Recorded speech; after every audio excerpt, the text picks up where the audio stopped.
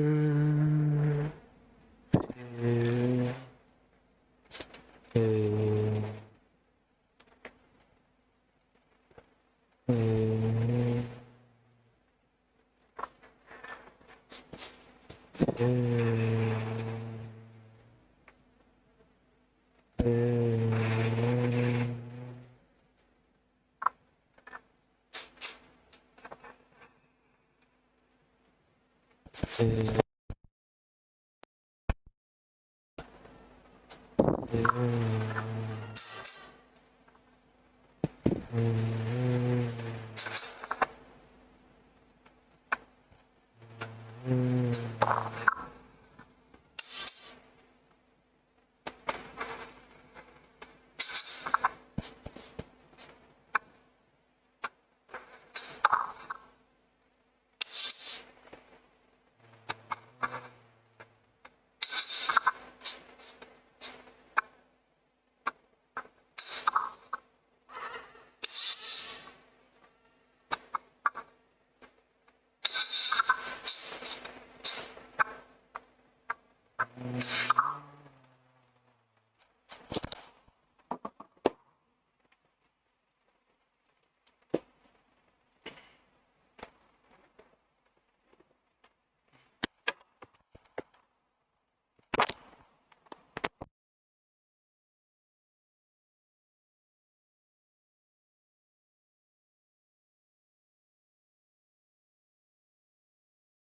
are you?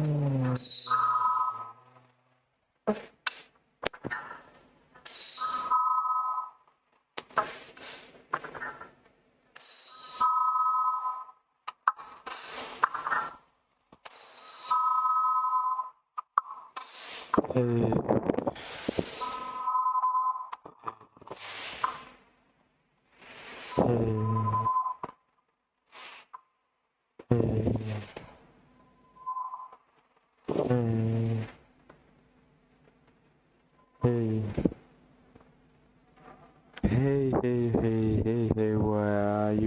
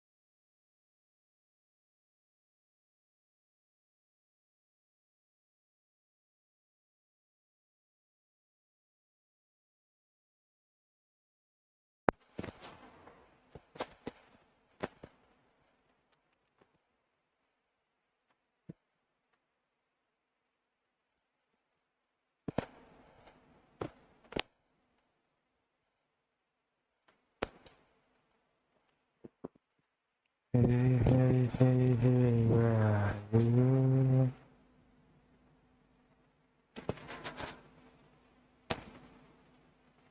Hey, hey, hey, hey, hey, where are you?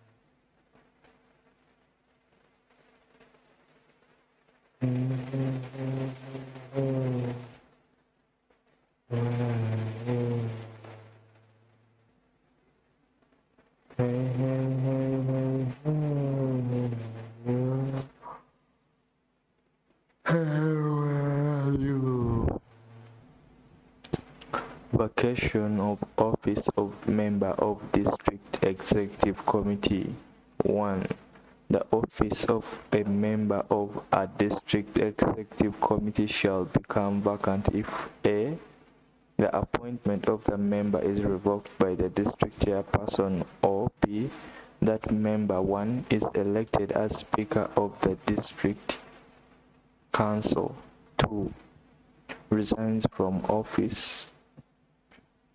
3. Becomes disqualified to be a member of the district council. 4.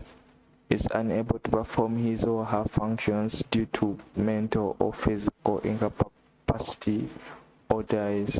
5. Is censored by the council, or c. A new chairperson assumes office. 2. A district council may, by resolution supported not less than half of all members of the council, pass a vote of censure against a member of the executive committee. 3. Proceedings for a censure shall be initiated by a petition to the chairperson through the speaker signed by not less than 1/3 of all members of the district council, to the effect that they are dissatisfied with the conduct or performance of the member of the executive committee. 4. The chairperson shall, upon receipt of the petition, cause a copy of it to be given to the member of the executive committee in question. 5. The motion for the resolution of censure shall not be debated until the expiry of 14 days after the petition was sent to the chairperson. 6. A member of the executive committee in respect of whom a vote of censure is stated under clause 5 of this article is entitled during the debate to be heard in his or her defense. 7. Nothing in this article shall prevent a person from being reappointed to the executive committee of a district council. 188. Chief Administrative Officer. 1. There shall be a chief administrative officer for every district. 2. The chief administrative officer shall be appointed by the district service commission and shall be the chief accounting officer for the district. 3. Parliament shall by law establish the qualifications and functions of the chief administrative officer. 189. Functions of government and district councils. 1. Subject to the provisions of this constitution, the functions and services specified in the 6th schedule to this constitution shall be the responsibility of the government. 2. District councils and the councils of lower local government units may, on request by them, be allowed to exercise the functions and services specified in the 6th schedule to this constitution, or if delegated to them by the government or by parliament by law. 3. District councils shall have responsibility for any functions and services not specified in the 6th schedule to this constitution. 4. Subject to the provisions of this constitution, the government may, on request by a district council, assume responsibility for functions and services assigned to the district council. Finances of local government. 190. Planning. District councils shall prepare comprehensive and integrated development plans incorporating the plans of lower level local governments for submission to the National Planning Authority. 191. Power to levy and appropriate taxes. 1. Local governments shall have the power to levy, charge, collect, and appropriate fees and taxes in accordance with any law enacted by Parliament by virtue of Article 152 of this Constitution. 2. The fees and taxes to be levied, charged, collected, and appropriated under Clause 1 of this article shall consist of rents, rates, royalties, stamp duties, personal graduated tax, cess, fees on registration and licensing, and any other fees and taxes that Parliament may prescribe. 3. No appropriation of funds by local government shall be made and approved in a budget by itself, Council. 4. Parliament shall by law make provisions for tax appeals in relation to taxes to which this article applies. 192. Collection of taxes by local government. Parliament shall by law provide for the taxes that may be collected by a local government for or on behalf of the government for payment into the consolidated fund. B. For a local government to retain for the purposes of its functions and services a specified proportion of the revenues collected for or on behalf of government from the district. 193. Grants to the local government. The president shall, for each financial year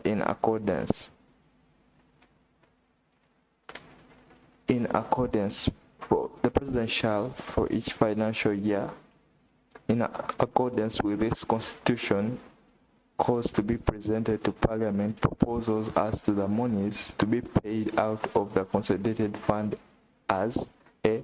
Unconditional grant in accordance with the Clause 2 of this article. B. Conditional grant in accordance with Clause 3 of this article. 3. Equalization grant in accordance with Clause 4 of this article. 2. Unconditional grant is the minimum grant that shall be paid to local governments to run decentralized systems and shall be collected in the manner specified in the 7th schedule to this constitution. 3. Conditional grants shall consist of monies given to local governments to finance programs agreed upon between the government and the local governments and shall be expended only for the purposes for which it was made and in accordance with the conditions agreed upon. 4.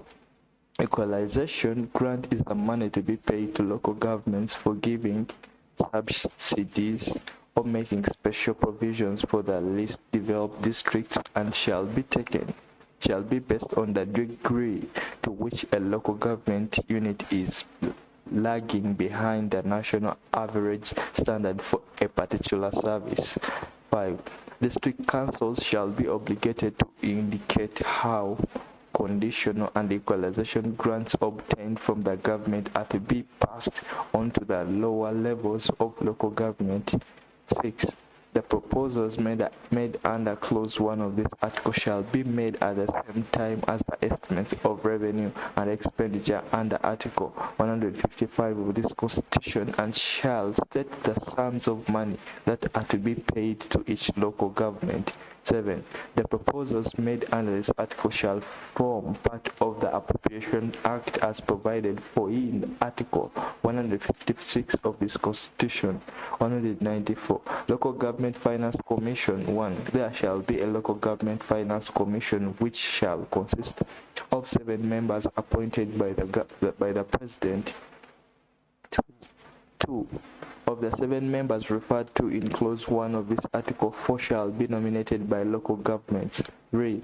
The members of the Local Government Finance Commission shall elect from among themselves a chairperson and a vice chairperson. 4. The Local Government Finance Commission shall A. Advise the President on all matters concerning the distribution of revenue between the government and local governments and the allocation to each local government of monies out of the consolidated fund. B. In consultation with the National Planning Authority, consider and recommend to the Parliament the amount to be allocated as the equalization and conditional grants and their allocation to each local government.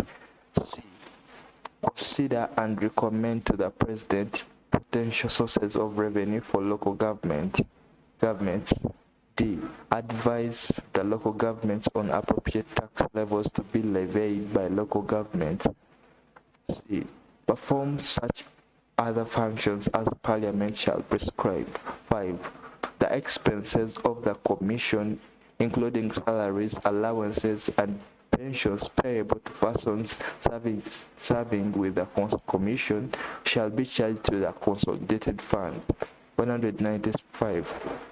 Loans and grants, subject to the provisions of this Constitution and with the approval of the government, a local government may, for the carrying out of its functions and services, borrow money or accept and use any grant or assistance as Parliament shall prescribe.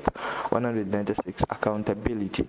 Parliament shall make laws requiring each local government to draw up a comprehensive list of all its internal revenue sources and to maintain data on total potential collectible revenues. B. Prescribing financial control and accountability measures for compliance by all local governments. C. Imposing regular audit requirements and procedures for local governments. 197. Financial autonomy of urban authorities. Urban authorities shall have autonomy over their financial and planning matters in relation to the district councils as Parliament may by law provide. District Service Commissions. 198. District Service Commissions. 1. There shall be a District Service Commission for each district. 2. The District Service Commission shall consist of a chairperson and such other members as the district councils shall determine, at least one of whom shall represent urban authorities and all of them whom shall be appointed by the district council on the recommendation of the district executive committee with the approval of the Public Service Commission. 3. Members of District Service Commission shall be persons of high moral character and proven integrity. 4. Members of a District Service Commission shall hold office for a period of 4 years but are eligible for reappointment for 1 more term.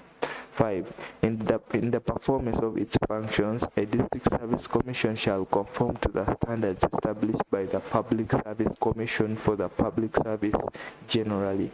6.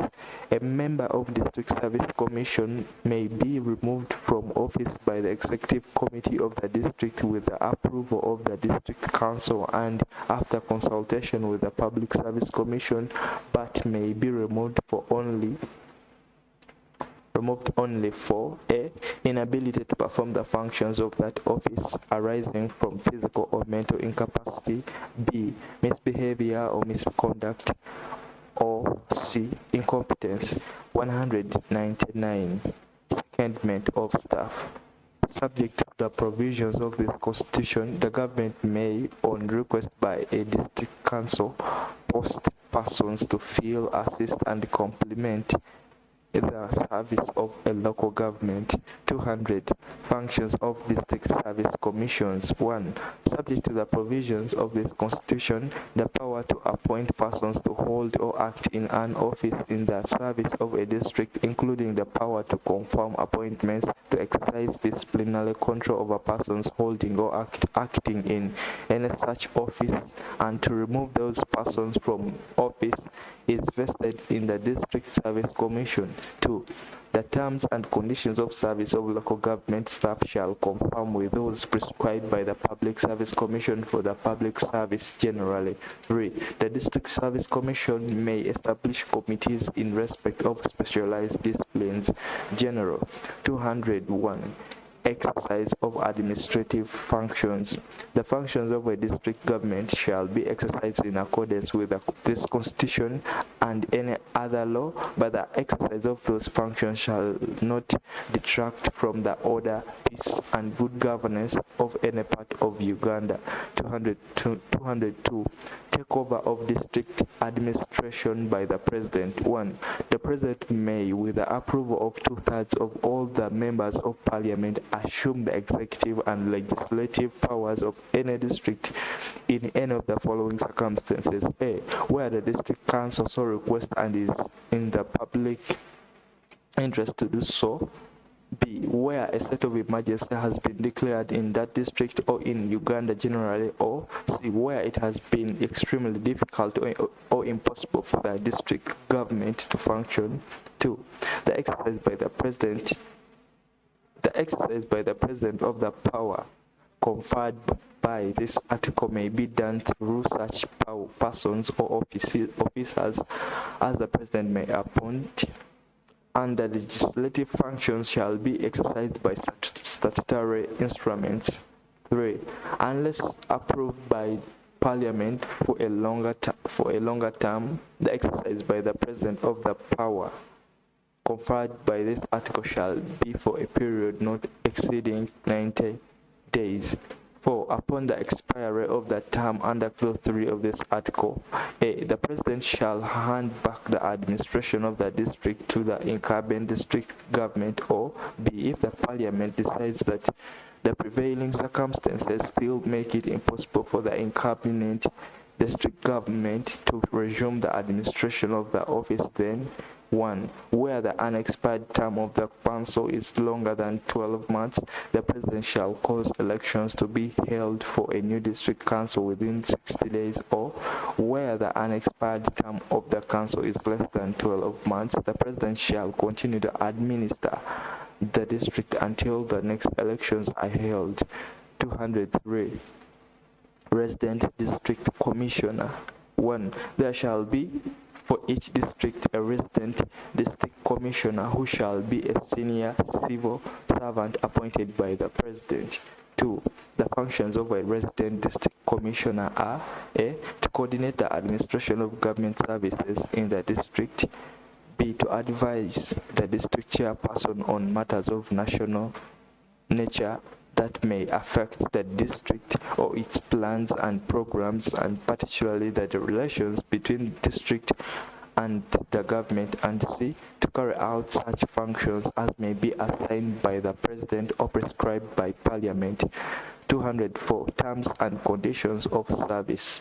Parliament shall prescribe the guidelines to be followed by the district councils in determining terms and conditions of service for A, members of local government councils, and B, members of the district service commissions and their committees.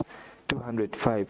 Prohibition of holding political offices concurrently. 1. No person shall hold concurrently on a full-time basis political offices A, in the service of the government and that of a local government, or B, in the service of a higher local government and that of a lower local government. 2. In this article, political office means the office of a minister, a member of parliament, or a member of local government council, or any other office prescribed by Parliament. 206. Parliament to make laws regarding local government. 1. Subject to the provisions of this Constitution, Parliament shall make laws relating to local government for the purpose of giving full effect to this chapter. 2. Without prejudice to the general effect of Clause 1 of this article, Parliament may make laws A, limiting the number of political officers that may be created by local governments, B, enabling councils to make laws, regulations, or other instruments for the administration of their areas of jurisdiction, C, requiring that with appropriate modifications the system of government as it operates at the district level shall apply at the lower levels of local government units. 207. Interpretation. In this chapter, a reference to a local government includes A, a district council, B, an urban council, C, a sub-county council, or D, any other unit prescribed by law to replace any of the councils mentioned in paragraph A, B, C, and of this article.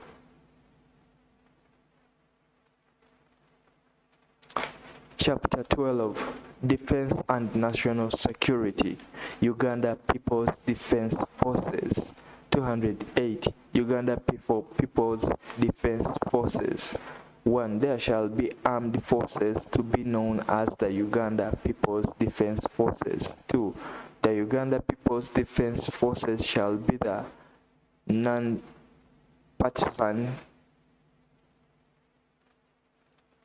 national in character, patriotic, professional, disciplined, productive, and subordinate to the civilian authority as established under this Constitution. 3. Members of the Uganda People's Defense Forces shall be citizens of Uganda of good character. 4. No person shall raise an armed force except in accordance with this Constitution. 200. 209. Functions of the Defense Forces. The functions of the Uganda Defense Forces are A, to preserve and defend the sovereignty and territorial integrity of Uganda. B, to cooperate with the civilian authority in emergency situations and in case of natural disasters. C, to foster harmony and understanding between defense forces and civilians. And D, to engage in productive activities for the development of Uganda. 210. Parliament to regulate the Uganda People's Defense Forces. Parliament shall make laws regulating the Uganda People's Defense Forces and in particular providing for A, the organs and structures of the Uganda People's Defense Forces, B, recruitment, appointment, promotion, discipline, and removal of members of the Uganda People's Defense Forces, and ensuring that members of the Uganda People's Defense Forces are recruited from every district of Uganda. C, terms and conditions of service of members of the Uganda People's Defense Forces, and D, the deployment of troops outside Uganda. Uganda Police Force. 211. Uganda Police Force. 1. There shall be a police force to be known as the Uganda Police Force, and shall other police forces in Uganda as Parliament may by law prescribe. 2. Subject to the provisions of this Constitution, every police force in Uganda shall be organized and administrated in such a manner and shall have such functions as Parliament may prescribe by law. 3. The Uganda Police Force shall be nationalistic, patriotic, professional, disciplined, competent, and productive, and its members shall be citizens of Uganda of good character. 212. Functions of Uganda Police Force. The functions of the Uganda Police Force shall include the following: A. To protect life and property. B. To preserve law and order. C. To prevent and detect crime, and D. To cooperate with the civilian authority and other security organs established under this Constitution and with the population generally. 213. Command of the Uganda Police Force. 1. There shall be an Inspectorate General of Police and a Deputy Inspectorate General of Police. 2.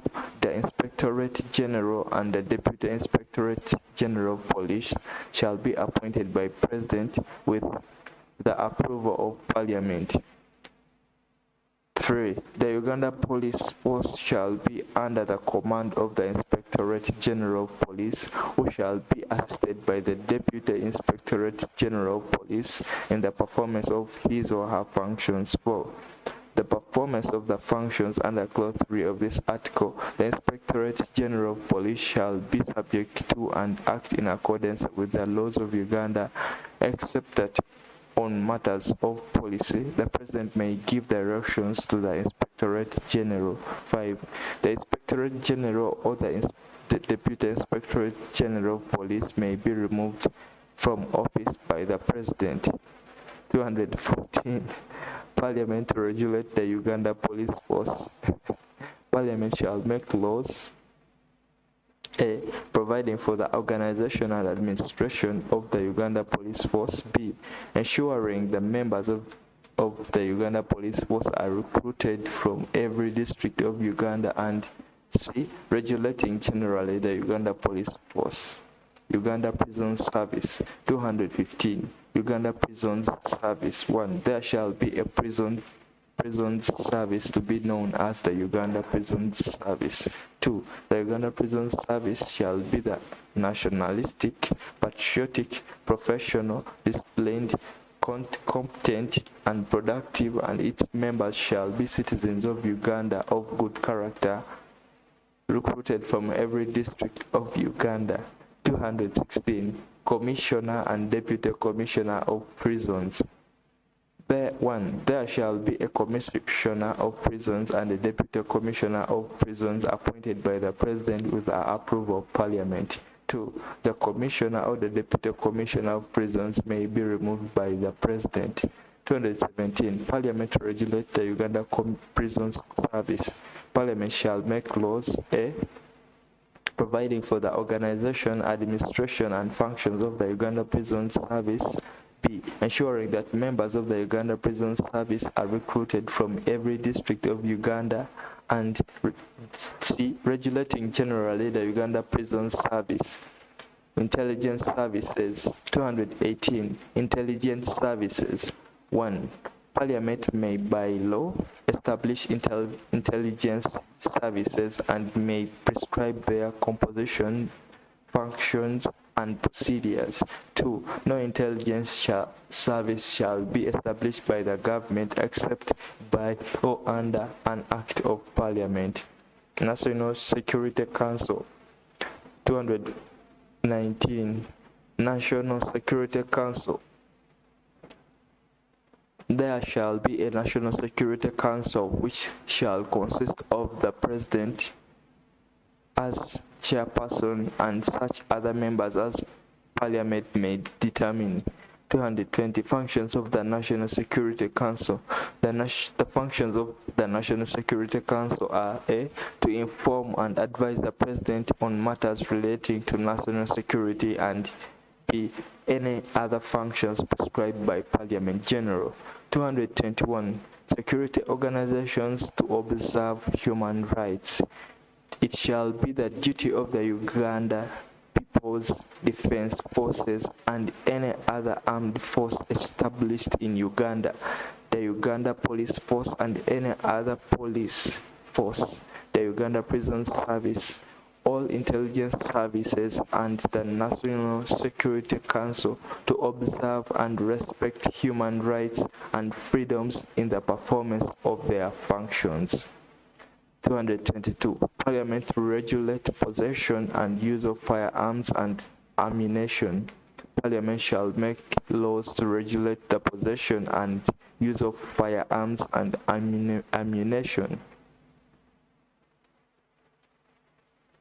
Chapter 13.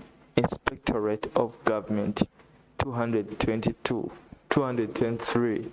Inspectorate of Government. 1. There shall be an Inspectorate of Government. 2. The Inspectorate of Government shall consist of 2. The Inspector General of Government and such number of Deputy Inspectors General as Parliament may prescribe. 3. At least one of the persons referred to in Clause 2 of this article shall be a person qualified to be appointed as a judge of the High Court. 4. The Inspectorate General of Government and a Deputy Inspectorate General shall be appointed by the President with the approval of Parliament and shall not, while holding office, hold any other office of emolument in the public service. 5. A person shall not be eligible for appointment as Inspectorate General of Government or Deputy Inspector General of Government unless that person A. is a citizen of Uganda, B. is a person of high moral character and proven integrity, and C. possesses considerable experience and demonstrated competence and is of high caliber in the conduct of public affairs. 6. A person shall reign his or her office on appointment as an Inspector General or a Deputy Inspector General if that person is A. a Member of Parliament, B. a member of a local government council, or C. a member of the executive of a political party or organization. 7. The Inspectorate General of Government and Deputy Inspectors General shall hold office for a term of 4 years, but shall be eligible for the reappointment only once. 8. The remuneration and other conditions of service of members of the Inspectorate of Government shall be prescribed by Parliament, and the salaries and allowances of members of the Inspectorate shall be charged on the Consolidated Fund. 224. Removal of Inspectorate General and Deputy Inspectorate General. The Inspectorate General or a Deputy Inspectorate General may be removed from office by the President on the recommendation of a special tribunal constituted by Parliament only for A. Inability to perform the functions of his or her office arising from infirmity of body or mind, B. Misconduct, misbehavior, or conduct unbecoming of the holder of the office, or C. Incompetence. 225. Functions of Inspectorate. 1. The functions of the Inspectorate of Government shall be prescribed by Parliament and shall hold the following: A. To promote and foster strict adherence to the rules of law and principles of national justice in administration. B. To eliminate and foster the elimination of corruption, abuse of authority, and of public office. C. To promote fair, efficient, and good governance in public offices. D. Subject to the provisions of this Constitution, to supervise the enforcement of the Leadership Code of Conduct. E. To investigate any act or mission advice, decision, or recommendation by a public officer or any other authority to which this article applies, taken, made, given, or done in exercise of administrative functions. And F, to stimulate public awareness about the values of the constitutionalizing in general and the activities of its office in particular through any media and other means it considers appropriate. 2. The Inspectorate of Government may investigate any matter referred to in Clause 1 article of this article on its own initiative or upon complaint made to it by any member of the public, whether or not that person has personally suffered any injustice by reason of that matter. 226. Jurisdiction of Inspectorate. The jurisdiction of Inspectorate of Government shall cover officers or leaders, whether employed in public service or not, and also such institutions, organizations, or enterprises as Parliament may prescribe by law. 227. Independence of Inspectorate. The Inspectorate of Government shall be independent in the performance of its functions and shall not be subject to the direction or control of any person or authority, and shall only be responsible to Parliament. 228. 228.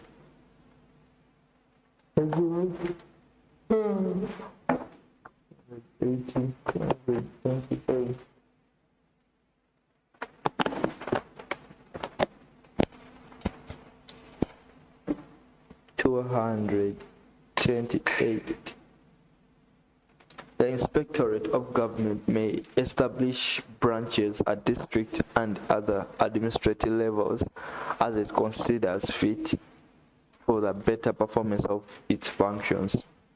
229. Resources of Inspectorate.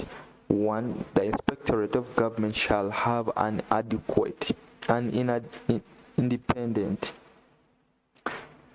The Inspectorate of Government shall have an independent budget appropriated by Parliament and controlled by the Inspectorate. 2. It shall be the duty of the state to facilitate the employment by the Inspectorate of such adequate and qualified staff as are needed to enable Inspectorate to perform its functions effectively and efficiently. 230. Special powers of Inspectorate. 1. The Inspectorate of Government shall have power to investigate, cause investigation, cause arrest, prosecute or cause prosecution in respect of cases involving corruption, abuse of authority, or of public office. 2. The Inspectorate General of Government may, during the course of his or her duties or as a consequence of his or her findings, and make such orders and give such directions as are necessary and appropriate in the circumstances. 3. Subject to the provisions of any law, the Inspectorate of Government shall have power to enter and inspect the premises or property of any department of government, person, or of any authority, to call for, examine, and where necessary, retain any document or item in connection with this case being investigated found on the premises, and may in those premises carry out an investigation for the purpose of its functions. 4.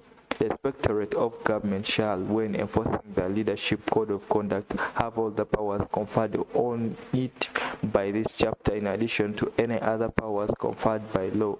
5. Subject to this Constitution, Parliament shall enact any law necessary for enabling the Inspectorate of Government to discharge its functions effectively and efficiently, and in particular to ensure that the discharge of those functions is not frustrated by any person or authority.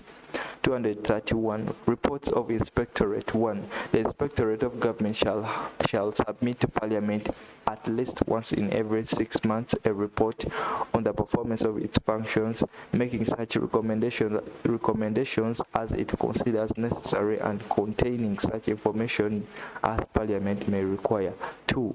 A copy of the report referred to in clause 1 of this article shall be forwarded by the Inspectorate of Government to the President, and where any matter contained in the report relates to the administration of any local authority, an extract of the portion of the report on the matter shall be forwarded to that local authority. 3.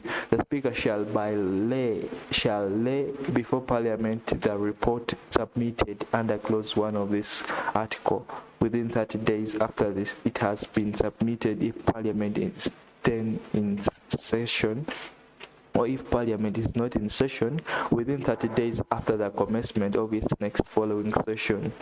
232. Powers of Parliament regarding Inspectorate. 1. Parliament shall, subject to the provisions of this Constitution, make laws to give effect to the provisions of this chapter. 2. Laws made for the purpose. Laws made for the purpose of this chapter may in particular provide for regulating the procedure for the making of complaints and requests to the Inspectorate of Government and for the exercise of its functions. B.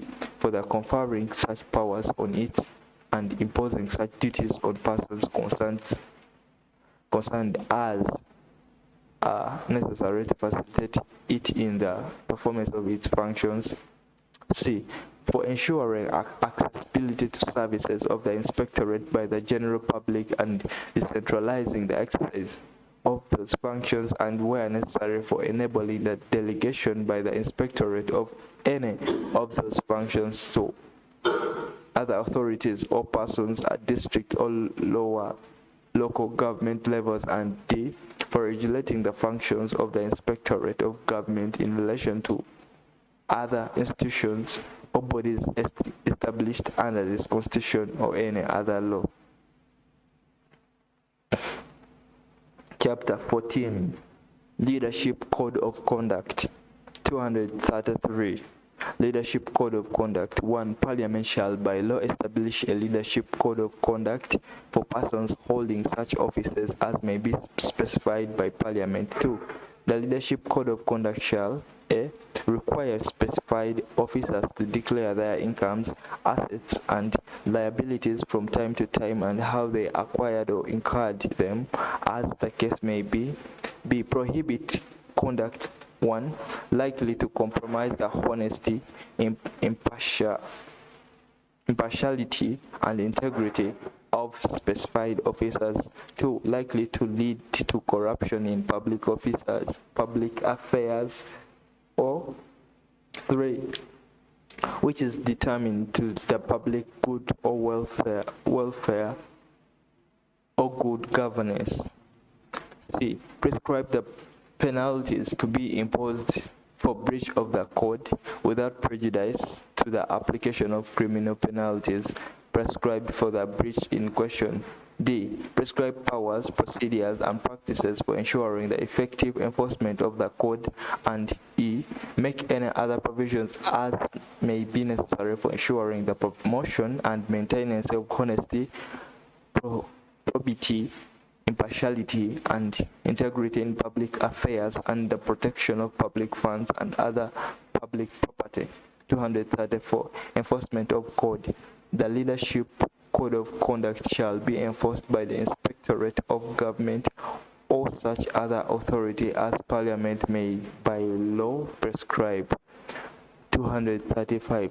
Disqualification for breach of code. The Parliament may by law provide that a person who has been dismissed or removed from office by reason of breach of the code of conduct shall be disqualified from holding any other public office, whether appointive or elective, and either generally or for a prescribed period. 236. Interpretation. In this chapter,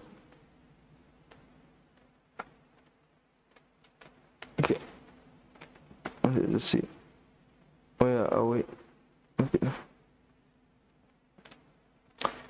Interpretation. In this chapter, unless the context otherwise requires specified officer, means the holder of office to which leadership code of conduct applies.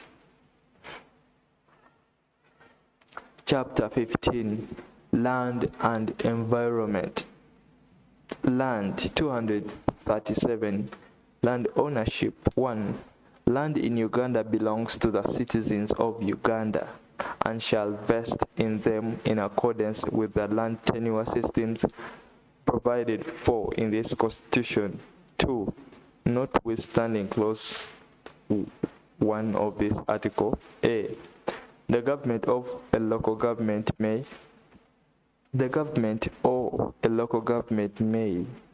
subject to Article 26 of this Constitution, acquire land in the public interest, and the conditions governing such acquisition shall be as prescribed by Parliament.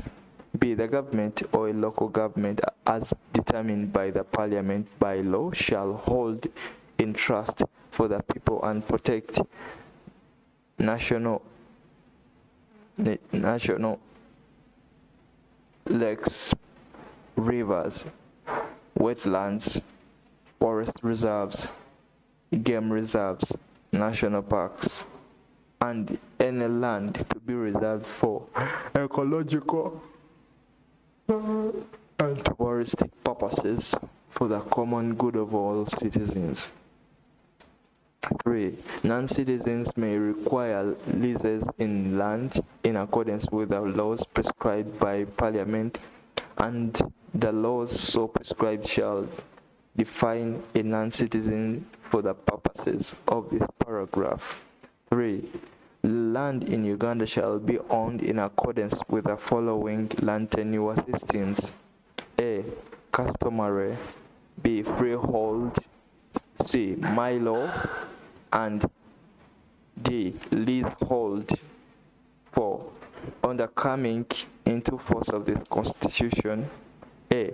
All Uganda citizens owning land under customary tenure may acquire certificates of ownership in a manner prescribed by Parliament, and B. Land under customary tenure may be converted to freehold land ownership by registration. 5. Any lease which was granted to a Ugandan citizen out of public land may be converted into freehold in accordance with a law which shall be made by Parliament. 6. For the purposes of Clause 5 of this article, public land includes statutory leases to urban authorities. 7. Parliament shall make laws to enable urban authorities to enforce and to implement planning and development. 8. Upon the coming into force of this Constitution and until Parliament enacts an appropriate law under Clause 9 of this article, the lawful or bona fide occupants of Milo land, freehold or leasehold land shall enjoy security of occupancy on the land. 9. Within 2 years after the first sitting of Parliament elected under this Constitution, Parliament shall enact a law regulating the relationship between the lawful or bona fide occupants of land referred to in Clause 8 of this article and the registered owners of that land, B. Providing for the acquisition of registrable interest in the land by the occupant. Uganda Land Commission 238. Uganda Land Commission. 1. There shall be a commission to be known as the Uganda Land Commission. 2. The commission shall consist of chairperson and not less than 4 other members appointed by the President with the approval of Parliament. 3. A person holding office as member of Parliament or a member of a local government council shall relinquish that office upon appointment as a member of the Commission. 4. Members of the Commission shall hold office for a period of 5 years and shall be eligible to be reappointed. 5. A member of the Constitution may be removed from office by the President only for a inability to perform the functions of his or her office arising from infirmity of body or mind, B. Misbehavior or misconduct, or C. Incompetence. 6. The salaries and allowances of members of the Commission shall be charged on the Consolidated Fund. 239. Functions of the Uganda Land Commission. The Uganda Land Commission shall hold and manage any land in Uganda vested in or acquired by the government of Uganda in accordance with the provisions of this constitution, and shall have such other functions as may be prescribed by Parliament. District Land Boards. 240. District Land Boards. 1. There shall be a district land board for each district. 2. Parliament shall prescribe the membership procedure and terms of service of a district land board. 241. Functions of district land board. 1. The functions of a district land board are A. To hold and allocate land in the district which is not owned by any person or authority. B. To facilitate the registration and transfer of interests in land and to deal to deal with all other matters connected with land in the district in accordance with laws made by Parliament. In the performance of its functions, a district land board shall be independent of the Uganda Land Commission and shall not be subject to the direction or control of any person or authority, but shall take into account national and district council policy on land. General land use.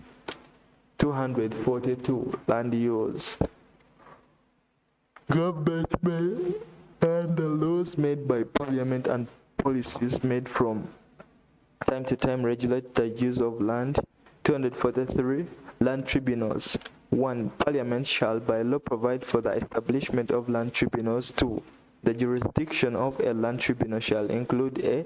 The determination of disputes relating to the grant, lease, repossession, transfer or acquisition of land by individuals, the Uganda Land Commission or other authority with responsibility relating to land, and B.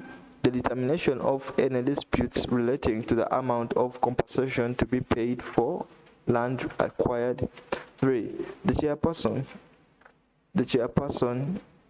of a land tribunal established under this article shall be appointed on the advice of the Judicial Service Commission under any law made for the purposes of Clause 1 of this article. A member of a land tribunal shall hold office on terms and conditions determined under a law made by Parliament under this article. 5. A law made under this article may prescribe the practice and procedure for land tribunals and shall provide for a right of appeal from a decision of a land tribunal to a court of law. Minerals. 244. Minerals. 1. Subject to Clause 2 of this article, Parliament shall make laws regulating A. The exploitation of minerals, B. The sharing of royalties arising from mineral exploitation, C. The conditions for payment of indemnities, arising out of exploitation of minerals, and D. The conditions regarding the restoration of the released lands. The released land. Okay. 2. Minerals and mineral ores shall be exploited, taking into account the interest of the individual landowners, local governments, and the government. 3. For the purposes of this article, mineral does not include clay, moram, sand, or any stone commonly used for building or similar purposes. Environment, protection and preservation of the environment. Parliament shall by law provide for measures intended A, to protect and preserve the environment from abuse, pollution and degradation. B, to manage the environment for sustainable development, and C, to promote environmental awareness. Chapter 16, Institution of Traditional or Cultural Leaders. 246. Institution of Traditional or Cultural Leaders. 1. Subject to the provisions of this Constitution, the institution of traditional leader or cultural leaders may exist in any area of Uganda in accordance with the culture, customs, and traditions, or wishes and aspirations of people to whom it applies. 2. In any community where the issue of traditional cultural leader has not been resolved, the issue shall be resolved by community concerned using a method prescribed by Parliament. 3. The following provision shall apply in relation to traditional leaders or cultural leaders. A. The institution of traditional leader or a cultural leader shall be a corporation sole with perpetual succession and with capacity to sue and be sued and to hold assets or properties in trust for itself and the people concerned. B. Nothing in paragraph A shall be taken to prohibit a traditional leader or a cultural leader from holding an asset or property acquired in a personal capacity.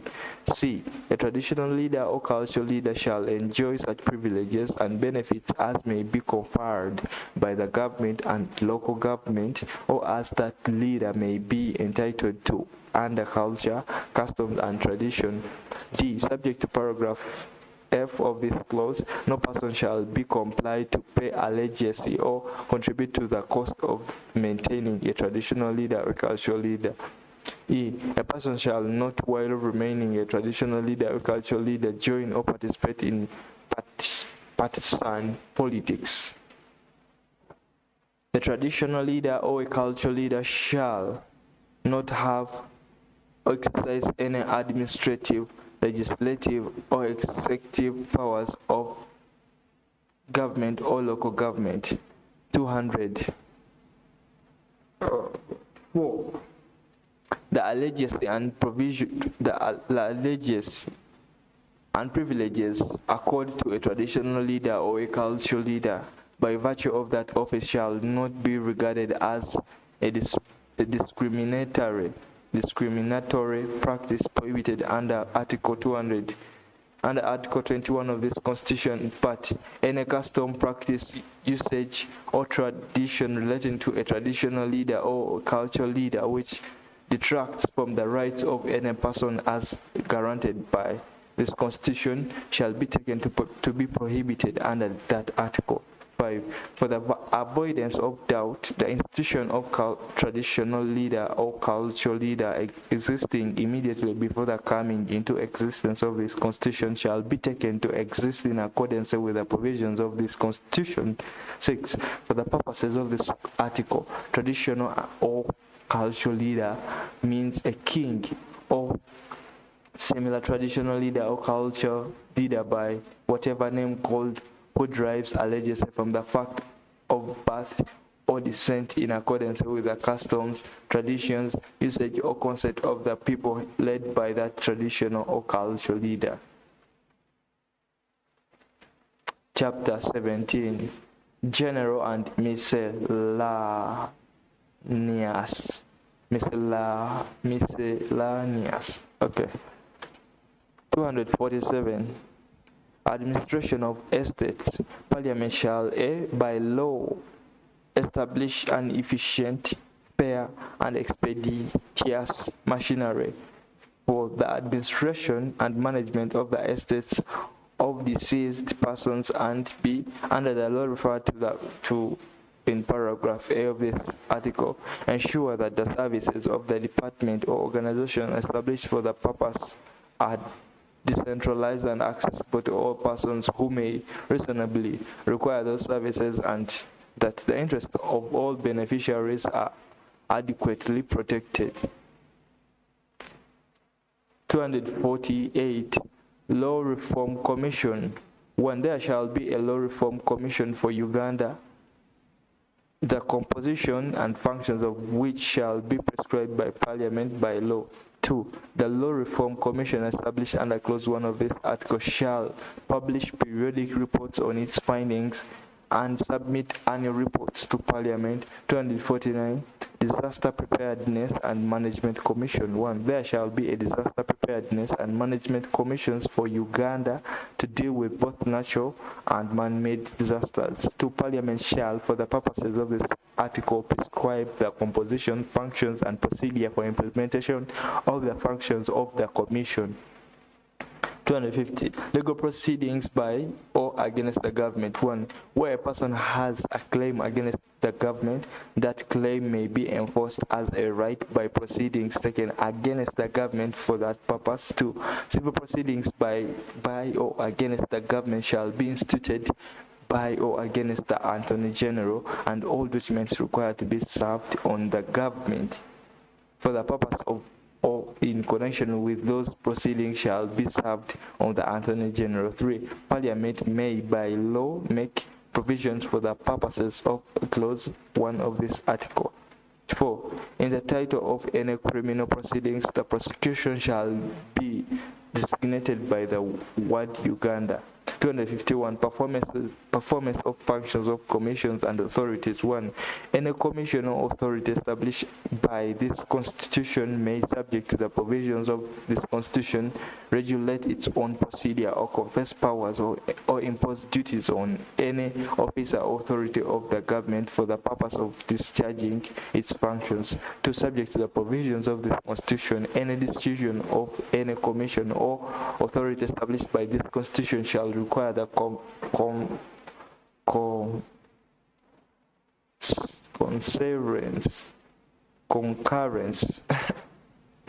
concurrence of a majority of all its members, and it may act notwithstanding the absence of any member or any vacancy in the office of a member. 3.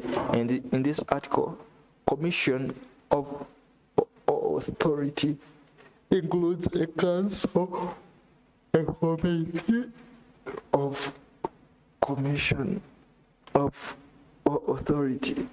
Resignations. 252. Resignations. 1.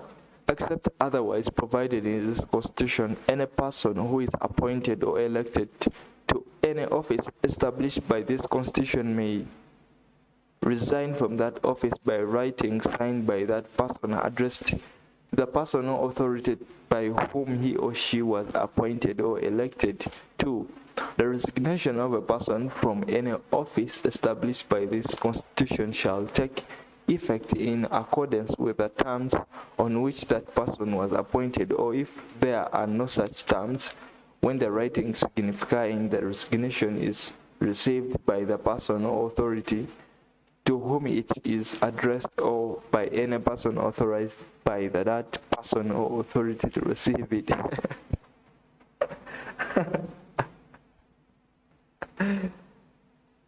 For the purposes of Clause 1 of this article, office includes office of the Vice President, A, the Vice President, B, the Speaker and the Deputy Speaker, C, a Minister, D, the Attorney General, E, a Member of Parliament, F, a member of any commission, authority, council, or committee established by this Constitution, and G, a public officer.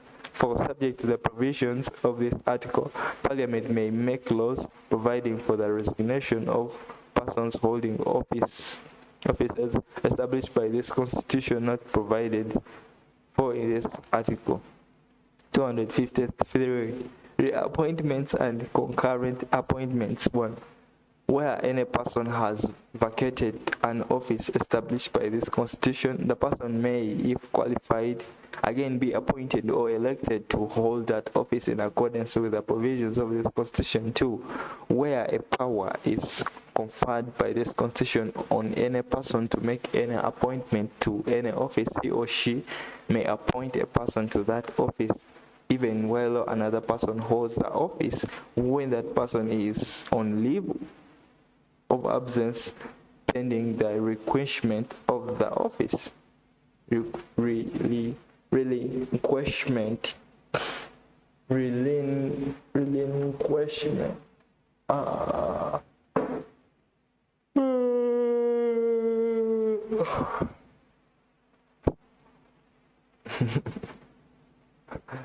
Where two or more persons hold the same office by reason of any appointment made by virtue of clause 2 of this article, then, for the purposes of any functions conferred on the holder of that office, the person at least appointed shall be taken to be the sole holder of that office.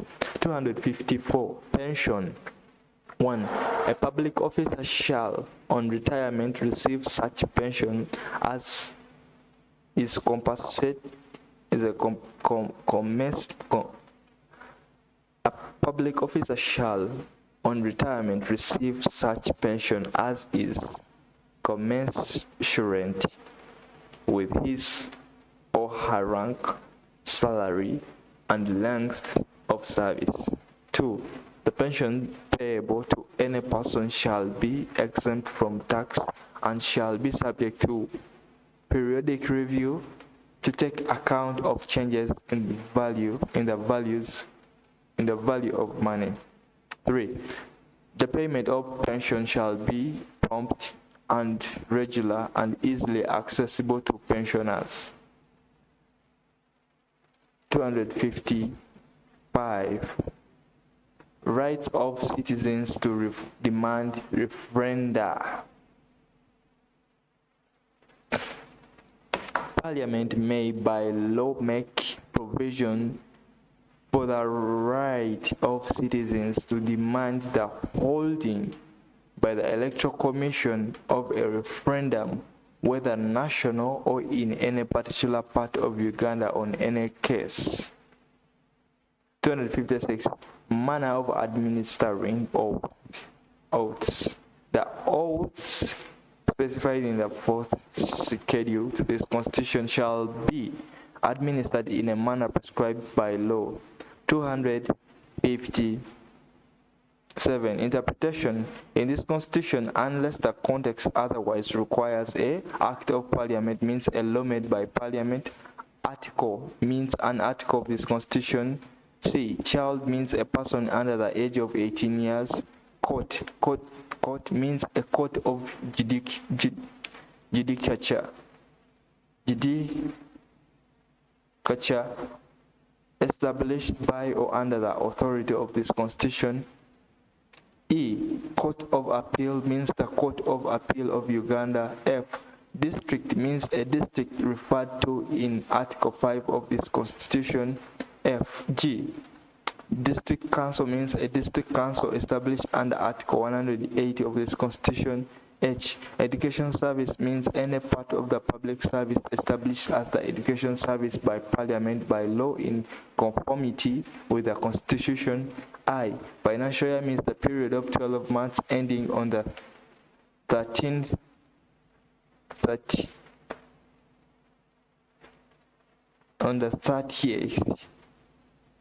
day of June in any year or such other day as parliament may by law prescribe. G. Functions include powers and duties. K. Gazette means the Uganda Gazette and includes any supplement of that gazette. I. Government means the government of Uganda. M. Health service means any part of the public service established as the health service by parliament by law in conformity with this constitution. And High Court means the High Court of Uganda. Or judgment includes a decision, an order or decree of the court. P. Judicial power means the power to dispense justice among persons and between persons and the state under the laws of Uganda. Q. Leadership Code of Conduct means the leadership code of conduct established under the chapter 14 of this constitution. F. Local government council means a council referred to in article of 180 of this constitution. Minister means a minister of government and includes a a minister of state and a deputy minister. Oath of allegiance means an oath of allegiance prescribed by this constitution. U parliament means the parliament of Uganda. B parliament means the parliament of Uganda. W parliament, public office means an office in public service. X public officer means a person holding or acting in any public office. Y public service means service in a civil capacity of the government or of a local government. Z session means a series of meetings of parliament within a period of 12 months. AA sitting includes a period during which parliament is continuously sitting without adjournment, and a period during which it is in committee. BB speaker means the speaker of parliament and deputy speaker shall be construed accordingly. CC subordinate court means a court subordinate to the High Court. DD Supreme Court means the Supreme Court of Uganda. EE Uganda means the Republic of Uganda. 2. In this constitution, A, unless the context otherwise requires a reference to an office in the public service, includes I, a reference to the office of Chief Justice, Deputy Chief Justice, Principal Judge, a Justice of Supreme Court, or a Justice of Appeal, or a Judge of High Court, and the office of a member of any other court of law established by or under the authority of this Constitution, other than a court-martial being an office,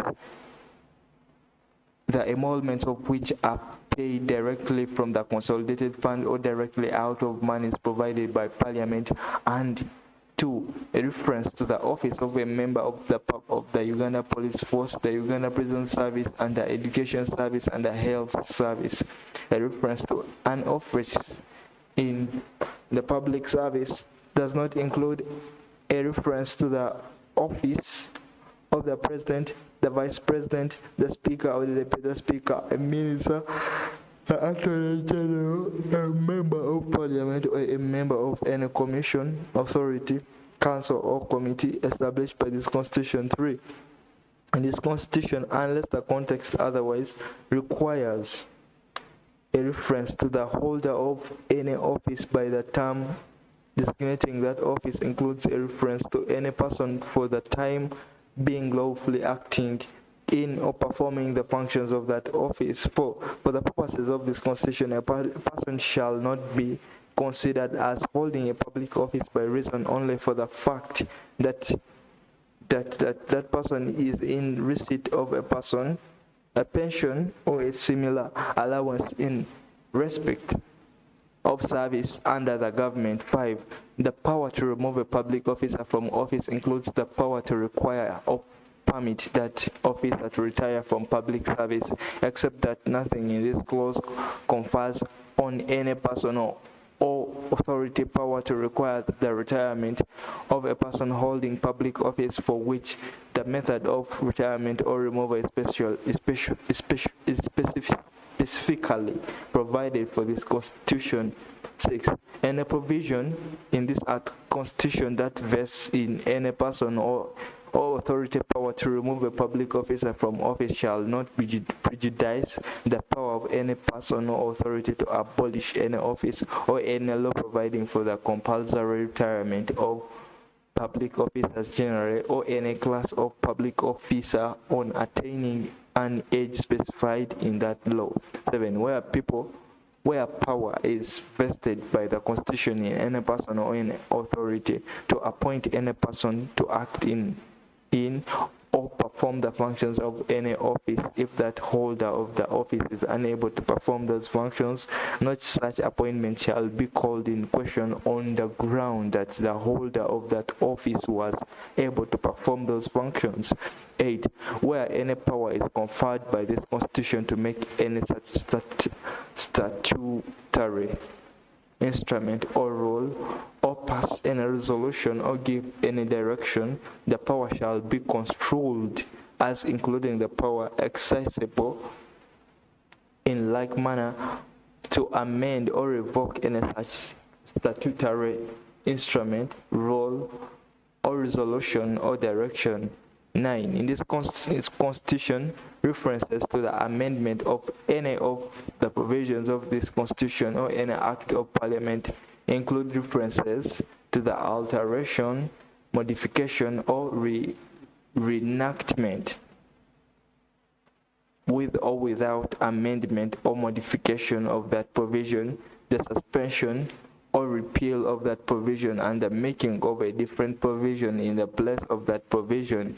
10. In this constitution, unless the context otherwise requires a words referring to natural persons, including a reference to corporations. B. Words in the singular include the plural, and words in the plural include the singular.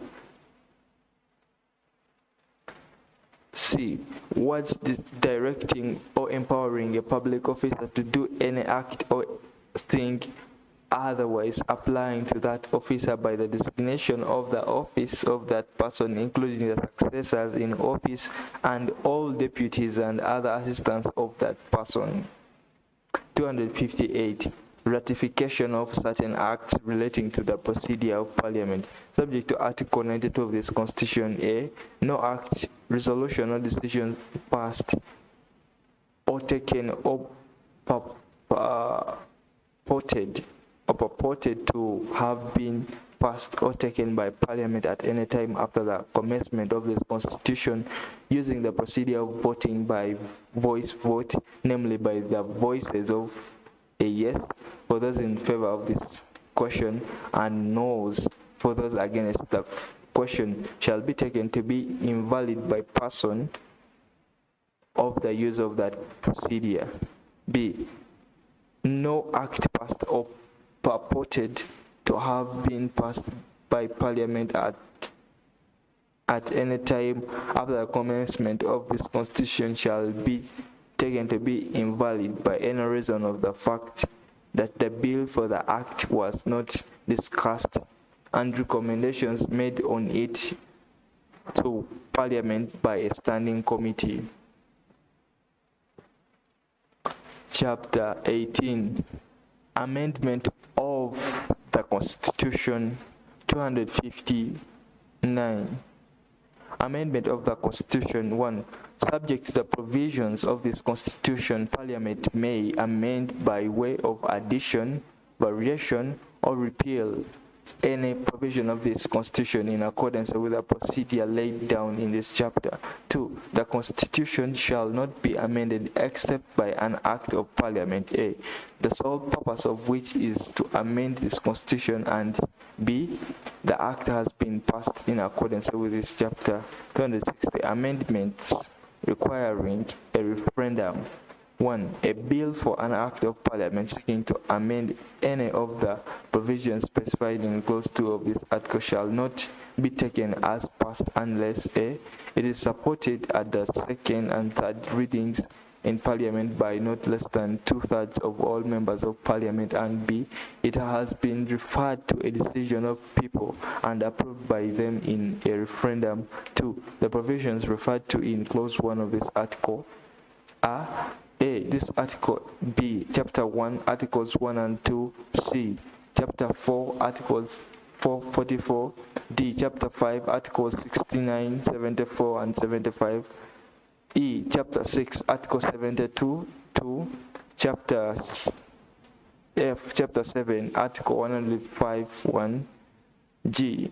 Chapter 8, Article 128, 1. And Chapter 16. 261. Amendments requiring approval by district councils. 1.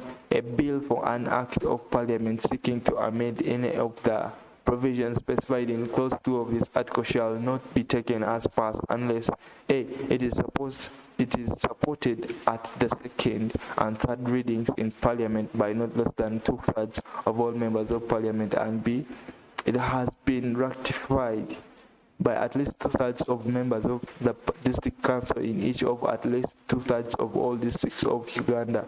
2. Provisions referred to in Clause 1 of this article are This got article chapter B, chapter 2, article 5.2, chapter C9, article 152, D, chapter 11, articles 176, 178, 189, and 197. 262, amendments by Parliament. A bill for an act of Parliament to amend any provision of the Constitution other than those referred to in Articles 260 and 261 of this Constitution shall not be taken as passed unless it is supported at the second and third readings by the votes of not less than 2/3 of all members of Parliament. 263, Certificate of Compliance. 1.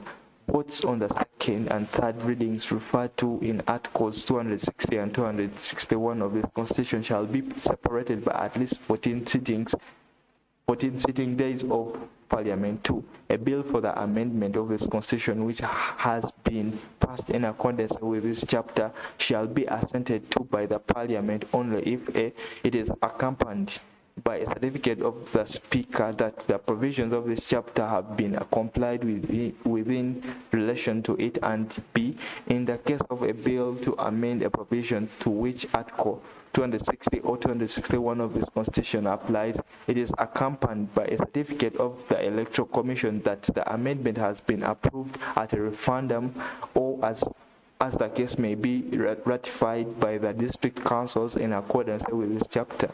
3. Where the provisions of Clause 2 of this article are complied within, in the case of a bill to which Article 260 or 261 of this Constitution applies, the President shall not refuse to assent to the bill.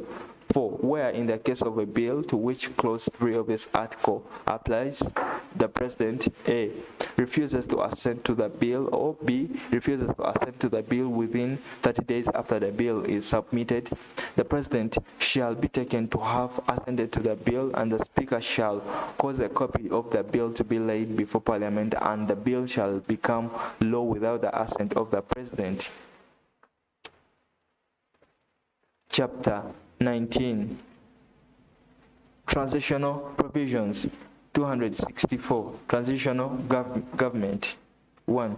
Notwithstanding anything in this Constitution, the government of the National Resistance Movement existing immediately before the coming into force of this Constitution, in this chapter referred to as the NRM government, shall A.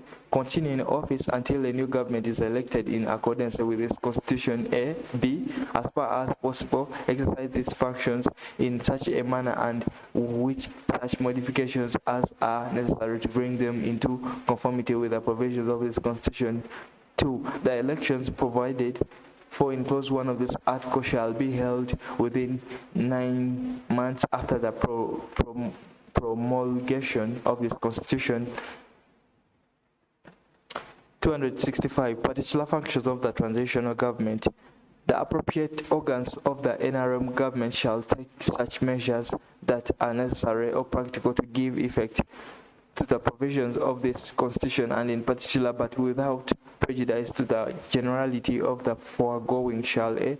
by law establish an interim electoral commission whose composition, appointment, and functions shall, as far as possible, conform to the provisions of Article 60 and 61 of this Constitution. B. Make interim laws for elections and other matters connected with elections to any office under this Constitution. C. Ensure that the Tribunal for Determination of Disputes in respect of the demarcation of electoral areas is appointed. D. Make laws for the expeditious disposal of appeals referred to in Article 64 of this Constitution. E. Ensure that adequate resources and facilities are provided to the Interim Electoral Commission in accordance with Article 66 of this Constitution. 266. Existing courts of judicature.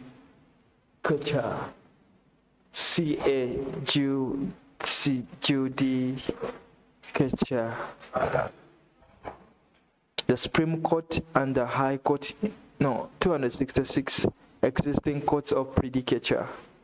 The Supreme Court and the High Court in existence immediately before the coming into force of this Constitution shall be taken to have been established under this Constitution and shall perform the functions of the Supreme Court and the High Court as specified in Chapter 8 of this Constitution. 267. Existing offices of judges.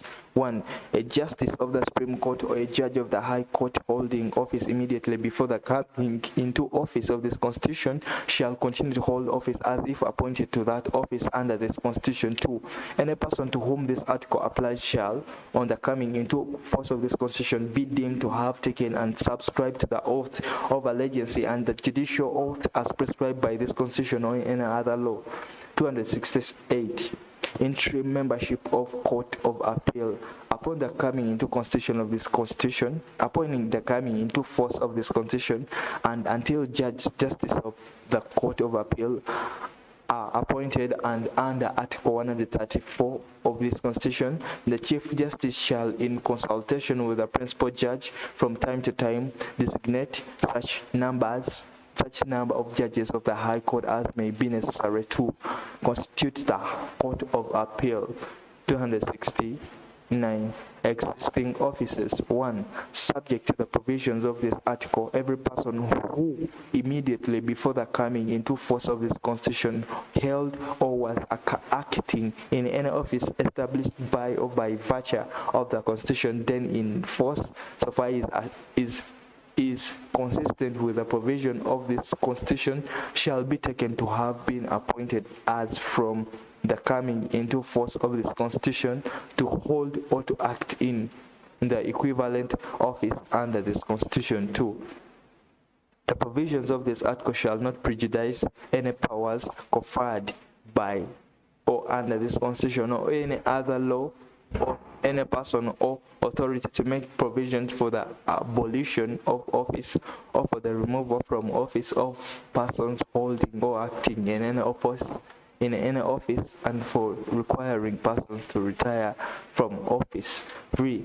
In determining for the purpose of any law relating to retirement, benefits or otherwise, the length of service of public officers for whom clause 1 of this article applies, service as a public office under the government in existence immediately before the coming into force of this Constitution shall be deemed to be continuous with service as a public officer which begins immediately after the coming into force of this Constitution. 4. Except otherwise provided in this Constitution, the terms and conditions of service of a person to whom this article applies shall not be less favorable than those applicable to that person immediately before the coming into office or into coming into force of this Constitution. 5. For the avoidance of doubt, it is declared that any office established before the coming into force of this Constitution, which is inconsistent with any provision of this Constitution, is, or the coming into force of this Constitution, abolished. 270. Regulation of political organizations. On the commencement of this Constitution and until Parliament makes laws regulating the activities of political organizations in accordance with Article 73 of this Constitution, political activities may continue except a opening and operating branch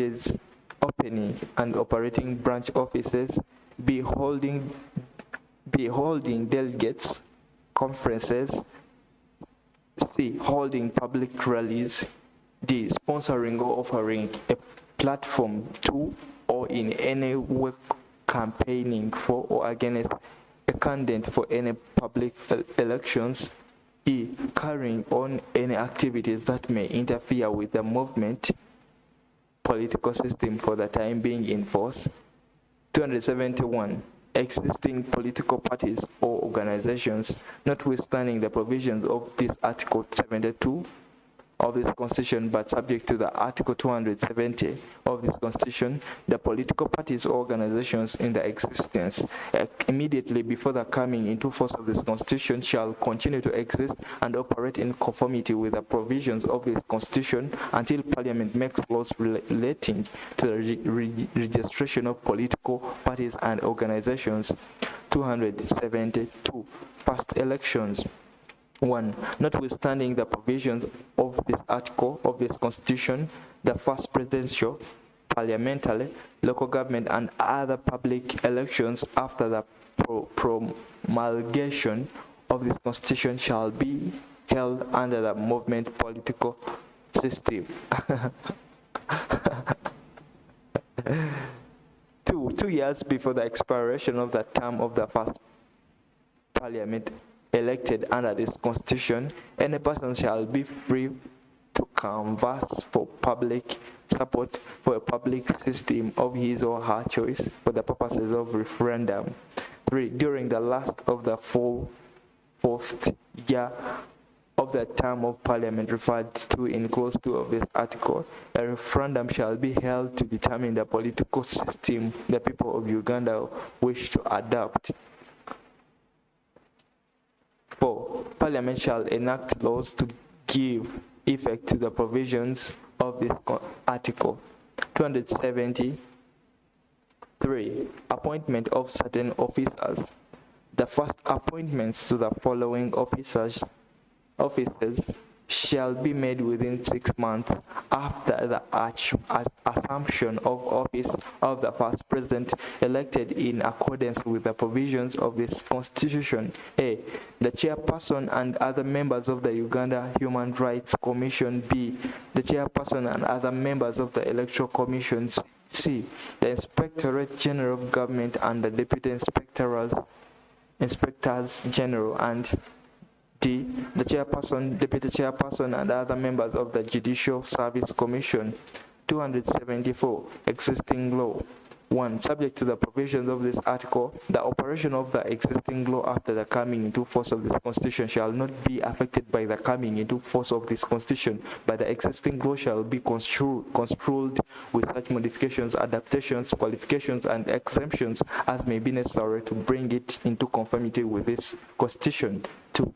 For the purposes of this Constitution, the expression existing law means the written and unwritten law of Uganda or any part of it has existed immediately before the coming into force of this Constitution, including any act of parliament or statute or statutory instrument enacted or made before that date, which is to come into force on or after that date. 275. Modification of existing law by the first president. The first president elected under this Constitution may, within 12 months after assuming office as president by statutory instrument, make such provision as may appear necessary for repealing, modifying, adding to, or adopting any law for bringing it into conformity with this Constitution or otherwise for giving effect to this Constitution. 276. Enactments not yet in force. Where immediately before the coming into force of this Constitution, an existing law had not been brought into force or was to come into force on a date subsequent to the coming into force of this Constitution, that law may be brought into force in accordance with its terms or shall come into force on such subsequent date as the case may be.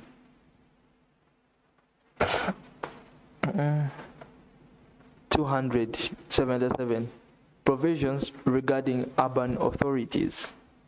1. Subject to the provisions of this Constitution, the urban authorities in existence at the coming into force of this Constitution, other than the Kampala City Council, shall constitute lower local government units under the district councils within whose district they fall.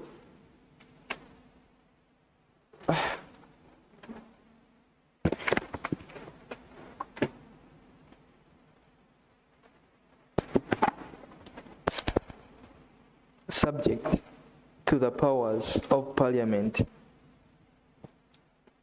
The laws applicable to urban authorities immediately before the commencement of this Constitution shall apply with such modifications as may be necessary to give effect to the provisions of Chapter 11 of the Constitution, 278, existing commissions and committees of inquiry. Notwithstanding anything in this Constitution to the contrary, any commission or committee or inquiry in existence immediately before the coming into force of this Constitution may continue in existence until the submission of its report unless otherwise dissolved in accordance with the law. 279. Oaths deemed to have been taken. Notwithstanding any provision of this Constitution, any person who immediately before the coming into force of this Constitution held or was acting in any office established under or by the virtue of this Constitution then in force, and who holds or is acting in an equivalent office under this Constitution, shall be deemed to have taken and subscribed any necessary oath under this Constitution in accordance with this Constitution. 280. Pending matters. 1. Where any matter or thing has been commenced before the coming into force of this Constitution by any person or authority having power to do so under the existing law, that matter or thing may be carried on and completed by the person or authority by having power to do so on or after the coming into force of this Constitution, and unless the President in any case otherwise directs, it shall not be necessary for that person or authority to commence that matter or thing afresh. 2. This article shall have effect subject to the provisions of this Constitution and to take any law made by Parliament. 281. Proceedings pending before courts. Legal proceedings pending immediately before the coming into force of this Constitution before any court, including civil proceedings against the government, may be proceeded with and completed. 282. Prerogative of mercy. Recases before Constitution. The prerogative of mercy of the President under Article 21 of this Constitution may be exercised in respect of any criminal offences committed before the coming into force of this Constitution, as it may in respect of a criminal offence committed after the coming into force of this Constitution. 283. Devolution of rights and liabilities subject to the provisions of this article. The provisions of Article 284 of this Constitution. A. Any right, prerogative, privilege, or function which under the existing law vested in the President shall vest in the President or other person or authority as is specified under this Constitution.